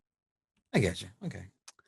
Next game is called Pinstripe, which is getting some really good feedback, I think. It looks awesome. The aesthetic for it is super cool. Yep, I think our friend Ross, Rubber Ross, did a voice for this game. I believe he may have Oh, done I that. love Rose. Yes, an ex-minister ventures through the frozen depths of hell in search of his kidnapped daughter. Really cool art style. Apparently got a pretty killer soundtrack attached to that as well. Time Magazine, who I wasn't even aware actually reviewed games, gave it a 5 out of 5 for all that's worth. It was also showcased at IndieCade in 2013. This has been in development for a long time. Really? Really? Well, I guess there's a lot of art here. Yeah. True that. The next game is Outlast 2, which we've already talked about. Indeed we The have. The game Yep. after that is Carnage Chronicles, an episodic action RPG for VR. Yeah, it was. I don't know how good this kind of thing is going to be. Obviously, VR is in a pretty rough state, especially with the Vive when developing games. A lot of this stuff is coming into early access for that reason. It looks like it has some potential, though. And maybe a little bit more than just a stupor. Although, one thing I really did like was you can hold up your shield, take arrows to it, but then you can like swipe it to take your spear and just like cool. smash the arrows off. I thought that was really cool. Next game is called Sniper Ghost Warrior 3 for PC and PS4. Oh, yes, this series. They've been trying to make this good for a long time. As to whether or not this one will be the one that is, I don't know. It's a more modern sniper-style game as opposed to Sniper Elite, which is, of course, World War II. Don't know how good this one is. It's currently got mixed reviews, which is not surprising. The previous games were not brilliant. The game after that is called Don't Get Hit in the Face. It's a VR game where you try not to get hit in the face, apparently. Yep, I kept this in just because that name. That's about it. Like, I can't say that it looks brilliant. It's mostly just avoiding obstacles. But, hey, if you're going to get me interested, give it a name like that. You know, that might be good for, working out, Yeah, I think a lot of games like that are, hey, just play Audio Shield. You'll get a sweat on within about 10 minutes. Oh, yeah, you will. Good Lord. You don't need a gym with that game. No, you do not. Holy shit. This next game looks like probably Game of the Year material. Uh-huh. Called Elevator VR. Experience the journey of riding an elevator. Wow. I should have taken this out, but just like, this is so ostentatious. It's so audacious to put something like this on the Steam store. I just got to give it respect for it. What if it's like meant for people to get over claustrophobia? Possibly. Because there was that one game, well, it's not really a game, where you're at like a podium giving a speech for helping people give out speeches and like have stage fright and stuff. So this might be in the similar. It was the description that got me on this one. You have boarded the elevator. The elevator is a machine which will go to designated places. The elevator is in motion. The elevator travels the designated route. The elevator is not sentient. The elevator does not care about your life, needs, wants, or desires. The elevator neither has hopes nor cares about yours. The elevator is an analog machine. What? It's like, what? I don't. Perfect. Yeah. The next game is called Sail Away, the sailing simulator. Yeah. Oh, yeah. Looks kind of neat. I don't think I've ever really been interested in sailing on the sailboat, but it looks kind of cool. I don't know what would be required to make a good sailing simulator. It looks quite nice, though. Looks terrifying when you enter a storm. Fuck that. Fuck riding one of those tiny little flimsy things into that. No way. Not happening. This would be really good in VR as well, actually. It would, actually. I'm quite surprised that they didn't go straight for that. You could very easily do the pulleys and everything with the controllers. Absolutely. Next up is Dragon Quest Heroes 2 for PC and PS4. Yep. Ooh, I like the first one. Yeah, I heard this one's a little bit less Dynasty Warriors, a little bit more hack and slash action RPG, but I don't know for certain. Is that a good or a bad thing? Depends on your point of view, really. I was bored by the first one because I thought it was a bit too much Dynasty Warriors. If this is a bit different to that, then I might end up liking it more. I'm not 100% sure yet. It's got co-op as well, if you want it. Already has the mixed reviews, though. It does. Though that might just be the port. Like, the previous one, a lot of these, the Dynasty Warriors style games don't port that well, so I don't know, it might be that. This next game is called Immortal Redneck. Yeah, this looks. I mean, there was an old FPS called Redneck Rampage, which I assume is probably an inspiration for this. But it also looks very much like Serious Sam. Like, it's very in-your-face kind of silly shooter, which might end up being good. Depends on how good the gunplay feels, I guess. Right. Well, it's got a skill tree. It does have a skill tree. Why does it have a skill tree of all Everything's things? got to have a skill tree, man. Apparently so, yeah. Next up is Batman Arkham VR. Yep. Oh, that's already out? It's out for PC, yeah. It's been out for PS4 for a while, yeah. Yeah, It's really exclusives. short. Like, really short experience. It's supposed to be good, but doesn't last very long. Yeah. The game after that is Crimson Metal. Crimson Metal, old school, hardcore, dynamic, brutal, challenging, atmospheric first-person shooter, it claims. Whether or not it actually will be, I don't know. Like, my desire to play those kind of games has shrunk a lot because, well, Doom exists, and it's fucking awesome. Dark. All the screenshots are super red and black. It is very dark, yeah. And I think, like, if I was going to play a game like this, I'd probably end up playing, like, the the remake of Rise of the Triad or Shadow Warrior or something. Yeah. I don't know if yeah. this one looks particularly brilliant. Next up is Puyo Puyo Tetris for Switch and Puyo PS4. Puyo? Yep, it's a Puyo Puyo. I've been told it's really good for what it Yeah. is. So there's that. Oh, I thought you said it was on Steam. I was really excited. No, I'm not not on Steam. sad now. Switch. Yeah. and PS4. Darn. Okay. Shovel Knight Spectre of Torment comes out for PS4. Yep. Mm-hmm. Crossout is after that for PS4. Yeah, it's been out on PC for a little bit. I do want to check this out because they claim it's a post-apocalyptic MMO action game. What that probably means is it's like World of Tanks. Can you stop? I played this. Have you? Any good? It's good. It's actually really fun. It's really fun. I mean, I love car combat. Very Mad Max style look to it. Is it kind of like World of Tanks but with Mad Max cars? Kind of. It's a lot of destructibility in it. So like you can shoot off people's tires and their guns and things like that. That sounds great. This is all a CG trail. I'm trying to look. It's really fun. You would like this game actually with a group of friends.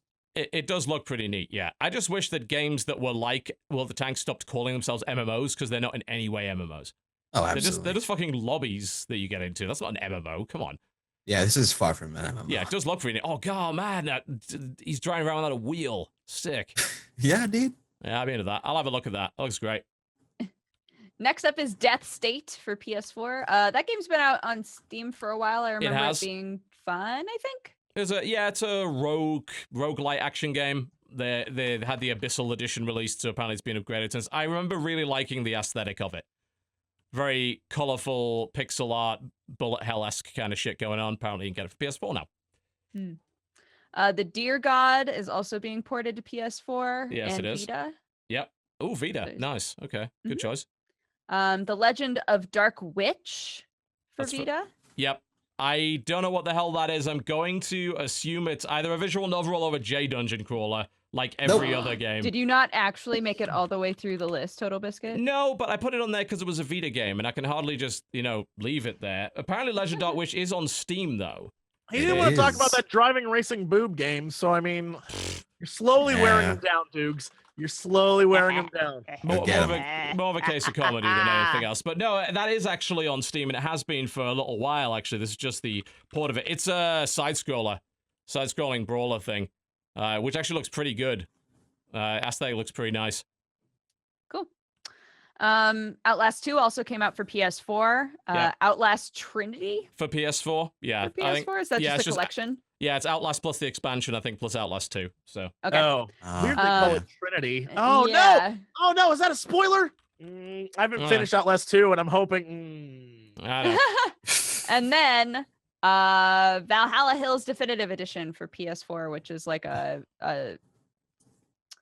you've got all the people and you try to keep them alive. It's like a god sim thing, apparently. Yeah, it's got mixed reviews on Steam, which is disappointing because I looked at it. This is all CG trailer shit. There we go. It looked beautiful. Like, wow, look at the aesthetic of this, and I'm really up for another Settlers kind of game.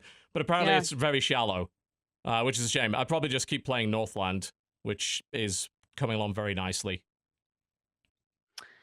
Okay, so moving on to April 26th, we have Long Shot Universe. Action arena kind of space dogfight thing. Cool.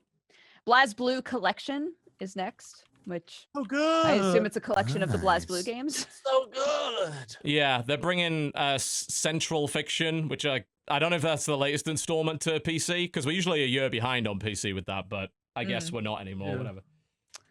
Next up is Asta Online, big ol' MMO. Yet another Asian MMO. It's like the only place they currently make them. At least I assume it's an Asian MMO. I haven't heard of a Western company making it. Yeah, that's definitely an Asian MMO. No, Just one look at the character every other design. one I've seen. Yeah, it looks very much the same. Next up is Army General, turn-based strategy game. Yes, indeed. Yep. Turn-based warfare, war game. If you're into that kind of thing, you'll already know. If you're not, you probably won't care. Right. Yeah, you're right. What the fuck? This next game Next one pretty is called, wacky. Yeah, Scanner Sombre. It's by Introversion, who are the guys who made Prison Architect, right? Yep. Prison Architect, Defcon, Uplink, Multiwinia, Darwinia. They decided to make a walking simulator style thing. They said it's inspired by Dear Esther and Gone Home. But it's in this very weird... Scanning a cave. Yeah, he's scanning a cave. for some reason. Kind of cool. Is this a horror game? It looks like it, actually. Looks like it might have a bit. Because you scan stuff and shit is popping up in front of you. This could be cool. Mm. Although you're scanning in what appears to be like ghosts of men mining the cave. So maybe it's what the fuck was that? There we go. Trailer up on the screen right now. Oh yeah. It was What? there. There was like a weird antler man. What the? The deer This god, is- man. You'll just have to play it, Jesse. You know, the deer god. Yep. Of course. Next. Which is a game that apparently came out. Yeah. Next. Next up is Ruin of the Reckless, which we already talked about. that we The did. game after that is Earthfall. I hope this is improved since when I played it at PAX, because it was not very good then. It's a Left 4 Dead style thing, only with aliens. And it had Oh. a bunch of different God, objectives and potential stuff. but there is so high. The potential is Yeah. there. It played really poorly at PAX. Like, there was a huge delay between shooting, hitting an enemy, and actually registering the hit, which made all the combat feel just dreadful. If they fixed that, it might be pretty cool. It's going into early access. We'll see if they manage to fix that. You know, I feel like aliens, oddly enough, is an untapped market. I mean, like, Strangely, yes. Zombies, think there would be more. zombies. It is weird. All right, you guys ready for the name of this next game? Oh, yeah. The Zombiest Adventures in the Perverted Age of Enlightenment with a pinch of woodpunk. Yup. Just type in the Zombiest Hey. and it's the only thing that comes up. Yup. I do not know if they built this on the back of the Mountain Blade engine, but it definitely looks like they did. It looks ridiculous. It's survival and moral choice. There's this weird world, there's zombies in it, but there's also, it's wood punk, which I guess means the technology, but a lot of it's made of wood. A lot of weird shit going on with it. There's It a reminds guy me of that with a one shotgun bastion with like that's 7 kind of like barrels. a wood bastion, but he's like yeah. Oh, sort of this, steampunky, there's but he's n- wood. there's no way this isn't the Mountain Blade engine. I'm yeah, looking at the if you look gameplay, at the UI, 100% it's- Mountain Blade engine. yeah. So I guess this is probably a mod that got permission to develop into a fully fledged game, which might be Uh-huh. good. Might be. It could be. Okay, moving on to April 27th, we have Battle Riders, which is basically Death Race the game, it looks like. Yeah, that was my impression of it. You know, death race like car combat, which may be good, but a lot of games have tried this and just totally fucked it up. So we'll see what this one turns out to I be. really want one to be good already. I really do. I truly do. The next game is so cute. It's called Yeah. Under Leaves. Yeah, Stop! It's so cute. it's a hidden object game, but I left it in because I thought the aesthetic was kind of neat. Yeah, it looks. It's like a kids' books aesthetic. Very much Yeah. so. Yeah. I like that. It's cute. Yeah. it's good. It's good. It's super cute. Little peanut Game- butter in my hand. What? The game after that is called Agatha Knife. Got jelly on my hand. Good jelly on my hand. Right, got jelly on my hand. No one understands what we're saying. No one knows what we're talking about. I got jelly on my hand. Got jelly on my hand. It's just a I cox. got jelly on my hand. We gotta go look at Agatha Knight. Jessica. Yeah, do you guys want to talk about Agatha Let's Knife? go talk or- about Agatha Knight. Apparently not. The whimsical, twisted adventure, a child torn between her love for eating meat and her friendships with animals. Okay. I like it. I Looks don't a know bit- what this is, but looks I a like it. little bit hot topic for me, but some people It might does be look a into little it. hot Little- topic. That's a good way to put it. Newgrounds game to me as well. I'm getting a Homestuck vibe. I get that too. Yeah. Yeah, Yeah. you get it. All right, moving on. The next one is Bendy and the Ink Machine, which looks weird. First And person, it's me- free. it's free, yeah. That's kind of why I kept it in there, but I did like the aesthetic. Puzzle action horror game that will forever ruin your childhood love of cartoons, it claims.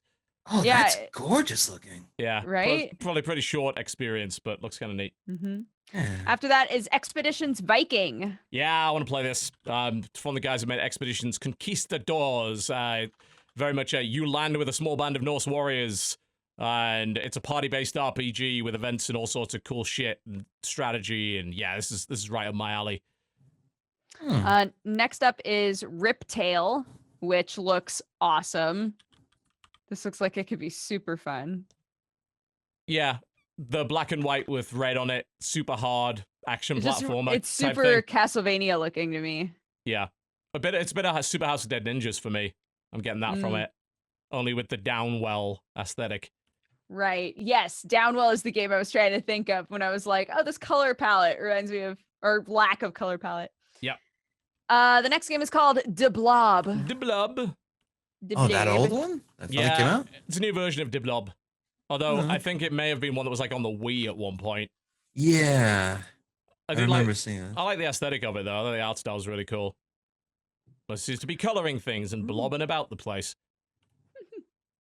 Next up is Dawn of War 3, which we talked about. Yeah. After that is a game that looks super cool named Slice, Dice, and Rice.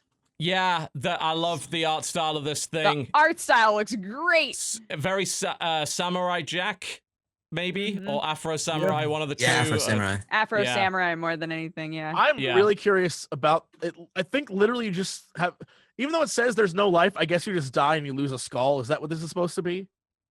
Maybe. There's no life bar. You just like. This is a fighting game. Oh, yeah. It's a fighting game with no life bar, but I think the premise is like you can parry and block and dodge and stuff. But if you die, then you lose a little skull.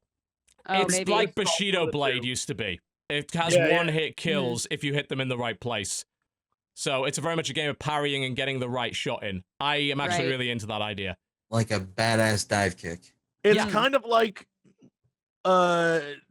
my brain just died. You know, Viking game that just came out, For Honor. It's like For Honor when you're fighting. You know, it's just like parry, parry, parry. Okay, you just got killed. Really? Next up, that's my experience. That might be your experience. Okay. Yeah, instantly murdered is the Jesse Cox experience. For Wii U, Use Your Words is coming out. Great game, very fun. Yeah, it's very fun. Kamiko for Nintendo Switch. Yep, that is not on Steam. I have no idea what that thing is. What is it? Kamiko? Kamiko, apparently. Kamiko? Yeah, Kamiko. Kamiko Kamiko. Kamiko.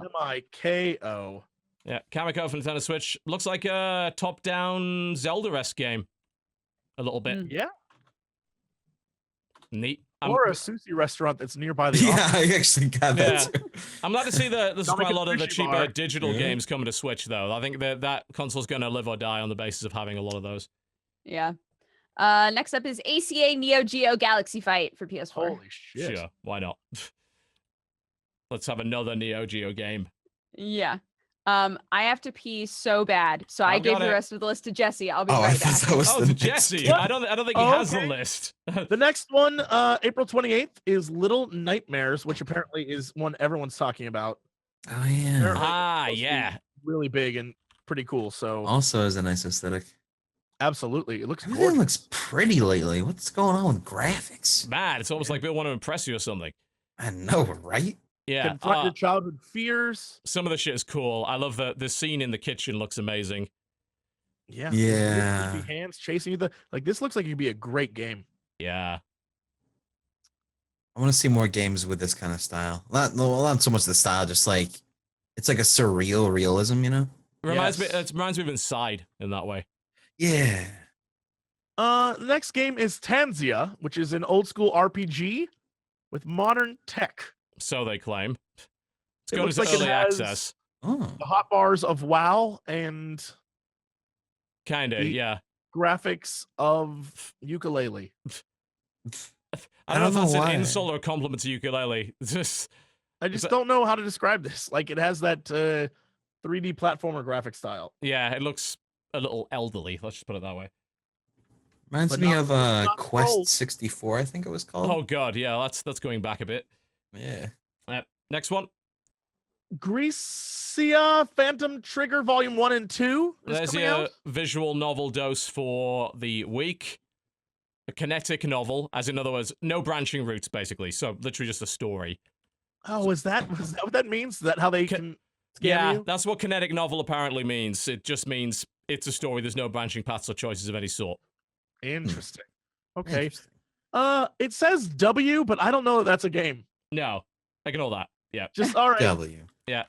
Tiny Thor, which Yeah, I this want looked to pretty play cool. so badly. Yeah, it looks like a Game Boy Advance platformer. That's what that Aw, graphic style looks looks cute. like. Little Yeah. Tiny Yeah. Thor.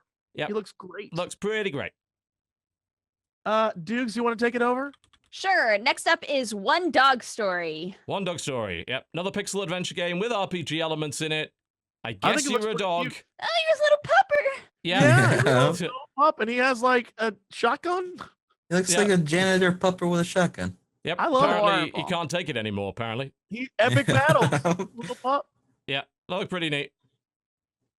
Game after that is called Ways of History. Yes. Free to play sort of RTS long-term rounds, which I assume is kind of like a web-based game where a lot of different people play together. It's like a giant civilization. Holy shit! Yeah. Hmm. What? Yeah. What the hell? Which I thought looked really crazy. I bet that would actually be really fun if you really committed to it. Is this Yes, like I imagine Ebony? it would be. Is that what this is? Is this I hope not. I mean- Ebony without the "I need your help, my lord"? Was that thing that I always saw the ads for with like Yes. the big titties? Okay. Yes, indeed. Boobs now, my lord. I need to show you my boobs now, my lord. And then it was just a really boring city builder strategy web game that had nothing to do Yeah. with that. Yeah. It looks a bit better than that, let me put it that way. I'm intrigued by the size of it. What is this next, Duger? What is this next game? I mean, it doesn't come in English, so should we even do it? No. I don't know Okay. why it's even there. My apologies. Next game is called Veil of Crows. Looks Right. potentially neat if it's good. Big sandbox Lords, medieval castles, RTS. and bastards. Damn. Okay. Yeah, it looks like if they got this right, it would be good. But I've seen people Like a Game attempt of this Thrones before. Kind of deal. Yeah, Game of Thrones. There's a little bit of Mountain Blade in there, a little bit of Yeah. Total War in there. It's like if you get this right, it'll probably be pretty cool. But Yeah, some I'm not of holding the out any hope. Shots aren't so bad. There's some pretty cool elements here. Yeah, I love like watching the fire arrows come down, set fire to shit, dropping logs on people. It looks like it has potential if they don't fuck it up. I wish them luck. Indeed, Next they'll up need is it. called Eris. It is an otome game, a science fiction fantasy otome game. Yep, I only left it in there because one, it was free, and two, because the art style looks really weird and the My heads look absolute weird. favorite part of this third screenshot is just 3 anime characters and a bear. And a fucking bear And out of the nowhere. bear's like, I don't know why I'm here. Yep. Next up is called Super Red Hot Hero, action platformer. Yeah, it looked like a fairly decent action platformer from what I could tell. Inspired by Mario, Meat Boy, and Mega Man. Well, if you're gonna pick the greats, sure. Just set your expectations a little bit low for that one then. Looked pretty cool though. Yeah. Next up is Blossoms Bloom Brightest. It is a Yuri visual novel Hey, With they're a- all a- perfect. Ooh. With a dollop of mystery. with a dollop of mystery. Because everyone wants a dollop of it. Yes. For those who don't know, Um, Yuri's a girl with another one, by the way. Yes. Yes. A Goodness. girl with another one. Letting Yes. you That's know. what Yuri is. People are confused about because Yuri on Ice, they thought that's what that meant. It does not. Yeah. I know. His name was Yuri. Yeah. Yes, Yuri. it does If it not was mean Yuri what you on think it Yuri, means. then it'd be different. If it was Yaoi on Ice, then it'd be weird. It Yeah. would make more sense. If the man's Probably. name was Yowie, that'd be weird. Yeah. moving on. Next up, Nice. What? Stop it. next up Next. is Mario Kart 8 Deluxe for the Switch. Yep, that's Oh, kind of the big not on Switch release. Steam? No, not on No. Steam, unfortunately. Man. Great. Um, That'd be great. One day. also Constructor for the I- Can I Switch. just say? Is that the cool? What looks great? Sorry. No constructor. Oh, yeah. Is this the I Mafia? think it's The Mafia sim game? yes. Constructor? It's cool that they're bringing this to the Switch, and very weird that they're bringing this to the Switch. It's like an old MS-DOS game. Aren't they doing an HD version of that? That's not out yet, is it? Could this I be don't it? know. Because like, it's so funny to see the old graphics. Like this was a great game back in the day. Yeah, Constructor was Oh. awesome. Like, it really was like a Mafia kind of city builder. Have they brought Constructor HD out yet? I don't think they have. I think they've...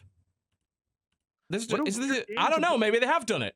No, apparently the game will unlock in approximately 4 weeks. Why the fuck would they bring it out on Switch first? That doesn't make any sense. It looks kind of neat, though. Yeah, I mean, I want to play it. Super neat. Yeah. I remember, yeah, they are bringing it out on... That is bizarre, but okay. Sure. Next up is River City Melee Battle Royale SP for PS4. Yeah, just some sort of Battle Royale version of River City for PS4, as you might imagine. Cool. You Perfect. can already get River City on PC on Steam. April 29th, we have Jidosha Shakai, which looks like a Translates car to game. Tokyo Drift is what it means. Yep, Oh. totally. Yep. Open world Tokyo drifting kind of Japanese racing game. They do love that kind of thing over there. And They it's love the street drift. racing thing. They can't stop. Well, they want that Tokyo drifting, obviously. Yeah. Coming out just in time for the 50th Fast and Furious movie. Oh God, I wish. They only get better. Are we up to there that far? Jeez. Yeah, I don't know we're what there. we're up to We did now, it. but the latest one's They what, 49 of them. like better. fate, Dude, the like fate of seriously, the this Furious or whatever. last one was the best one So so good. far. They They only just get keep better, getting better. They only get better. It's amazing. Yeah. Next up is Vagrant Hearts 0. The only reason I Aw. included this, because it really does look like an RPG Maker game, is that the company that put this out may have made about 50 of these. If you look at the list of what Warfare Studios has made, they claim it's a prequel to the hit series Vagrant Hearts, and not to be confused with Valiant Hearts or Vagrant Story. Right. I went to their list of stuff that's like, holy fuck, that is a lot of RPG Maker games. Mm. At least I assume they're RPG Maker games. They definitely look all the same. So it's like, this is a studio that just makes that. Do you think they're actually good, or is he just really committed to it? I have no So- idea. I assume they have their audience. Let's just put it that way. Yeah, I guess so. Next up is Higurashi When They Cry Ho. This is chapter 5 They have a lot of of a these fucking man. series chapters. of visual novels. It's Oh a my God, sound so many. novel, whatever that means. Just a visual novel with Yo. sound, then, Yeah. I guess. Oh, God, I Um, forgot how so weird the art looked in this game. Yeah, the art's Next- very, a bit odd. Yeah. Next up is Roscoe. Indeed. 2D shooter game. Dynamic 2D shooter, view from the top sort of thing. These can be fun. It probably won't be. Looked a bit rubbish. Actually don't know why I included it, but hey. Next up is Spirit Land. That's the last one. We're ending on that one. Great. Yeah. Build, battle, customize your way to seize control over lands from a humble beginning. Again, early access, like, hey, this has got all the potential in the world. As being a really cool sort of strategy game, if they pull it off correctly and make it look like less of a mess. That's yeah, my, it that's kind of my looks view on pretty it. aged already. Yeah. Hasn't even come out yet. It really, really does. There are actually only 3 more games. Should we do them? Should we just crack them out? Sure. Let's do it. Sure. May the 1st, yep. Let's do the last 3. Okay. Space Odyssey. Yep. So exploring a sci-fi universe. I like Space the Odyssey. aesthetic of it. Looked pretty damn cool. It's for Vive and for Rift as well. Always Cool. good to get space games for that. This next game, Yeah. Neighboring Islands. Neighbor Islands. Look, I'm gonna expect that both you and John are too classy for this joke, but Cry, tell me Huh? that doesn't look like every early 3D erotica that ever existed. It just does. It looks like every early dirty 3D porn that ever was. I know exactly what you mean, dude. Like, all right, I know that the other two are too classy for this, but you and I, we get this joke. And it's, I am that's a classy. I've quality had joke. some regretful nights. I understand. That's a quality joke. I get it, dude. I know. And quality last up is Murder Most Misfortunate. Indeed. Incidentally, I did include the Neighboring Islands one because I like the whole idea of piracy sort of Age of Sail visual choice novel. Not that it looked like early 3D porn, but there you go. Explore the mansion, search for clues, interrogate the other guests as you strive to unmask the killer in this open-ended mystery, Oh, supposedly. The guy in the second screenshot is freaking me out. Oh my. What's going on there? He's Does had he some- have a nose? I don't know. Maybe. Sagat really let himself go, I think.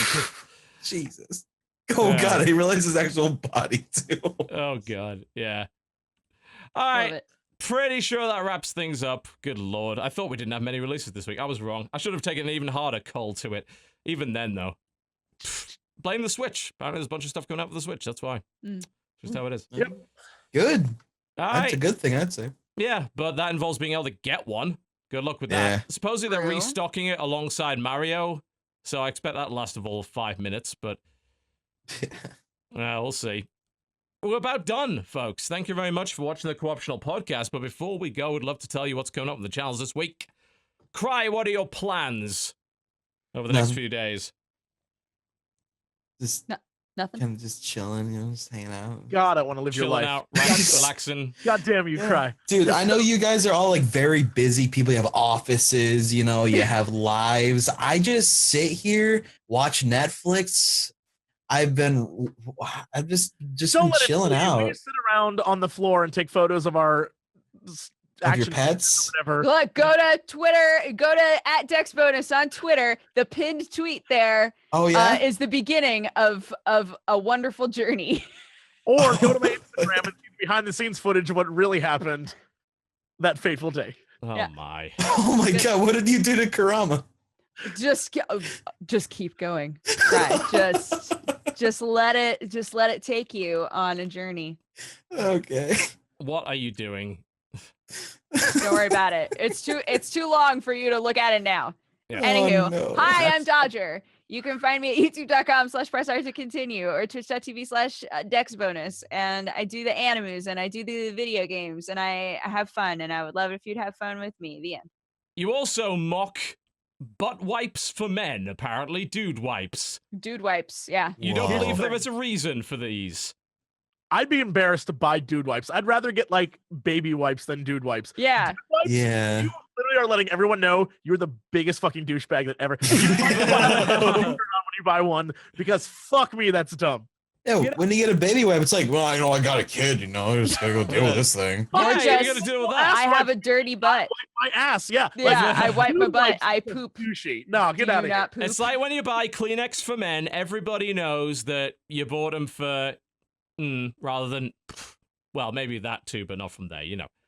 I would never do Kleenex that for in the men. office. What's a Kleenex for men? I think that might be a UK Wait, there's a thing. Kleenex for like a specific Kleenex Is for that men? a thing? Yeah, Kleenex for men is a very popular brand. It's mostly in the UK, I guess. It's just very Man size. it is large tissues, strong. Fuck out of here. Absorb- Large, hell is strong going- tissues. It's for wanking. Everybody knows. It's not a secret. It's not- So- Jesse, will who are never you? What? Dude wipes. Who are you, Jesse? Who Tell are you, everybody. Jesse? Oh, who am I? Hi, I'm Jesse Cox. I have a cold, and I today an episode of Outlast went up like just now, so you should go watch that. And I'm probably gonna be streaming a game with Gerard after this, so that'll be cool. And I love you guys. And Instagram, You look Twitter. in pain saying this. Snapchat, I'm on all those. You He's can find me been if you arguing too just much on follow- Twitter today. He doesn't really everywhere. feel this way. Yeah, all you need to know is, guys, I'll find you. You don't need to find me. You'll No, find every no. single one. I'll find you. He will find you. I'll find you and I'll hurt you. Oh, Jesus. I don't know how to follow that one, you know, with the general creepy threat. Where did but we end up today? What the hell? In Going strange crying took places. us down a weird path. we have a show of a lot of very broken people, and we ended up We are so broken. in a strange place as a result. Oh, shit. Probably be some stuff coming on the channel this week. I really do want to get that Battle Brothers video out. I think I'm gonna go complete that damn objective, that one fucking ambition, finish it, and then I'll probably Do get it. my video out. Do it. I I believe in you. Yeah, I've actually played like 7 different games yesterday, all sorts of different little things I was maybe looking at, trying to maybe get some stuff together for after hours. So I might do something on Mr. Shifty. I was playing a little bit of Orcs Must Die Unchained, but then realized it seems like it's just the same as the last one, but grindier, so maybe not. But I'll just be making the decision on the next couple of days whether or not we fully lift this Sega boycott and just go back to covering shit like Dawn of War 3, because, like, no one even remembers I'd do that. Oh, So I so know we're what's the kind of like point? ending it and everything, but Yeah. is Domina good? Yeah, It's got save now. Dude, Does it? Dawn Does is it have so save good. now? I believe they've put that in. Yeah, it is fun to play. But Okay. the reason we all weren't really up for it at the start is because we realized rapidly Domina didn't have a save feature. And the dev's like, oh, it's fine. It's like, no, it's not fine. It was like, yeah, but it can finish a playthrough in 2 hours. Like, yeah, maybe you can, but we're shit. We need to be able to save our games. Besides, you know, it's like, oh, well, I just sit down for 2 hours of Domina out of nowhere. It's like, oh, it's time for that shit.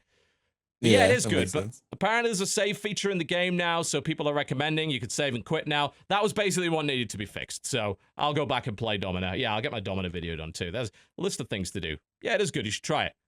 It's got Alright, a cool. lot of mention of Roman cock.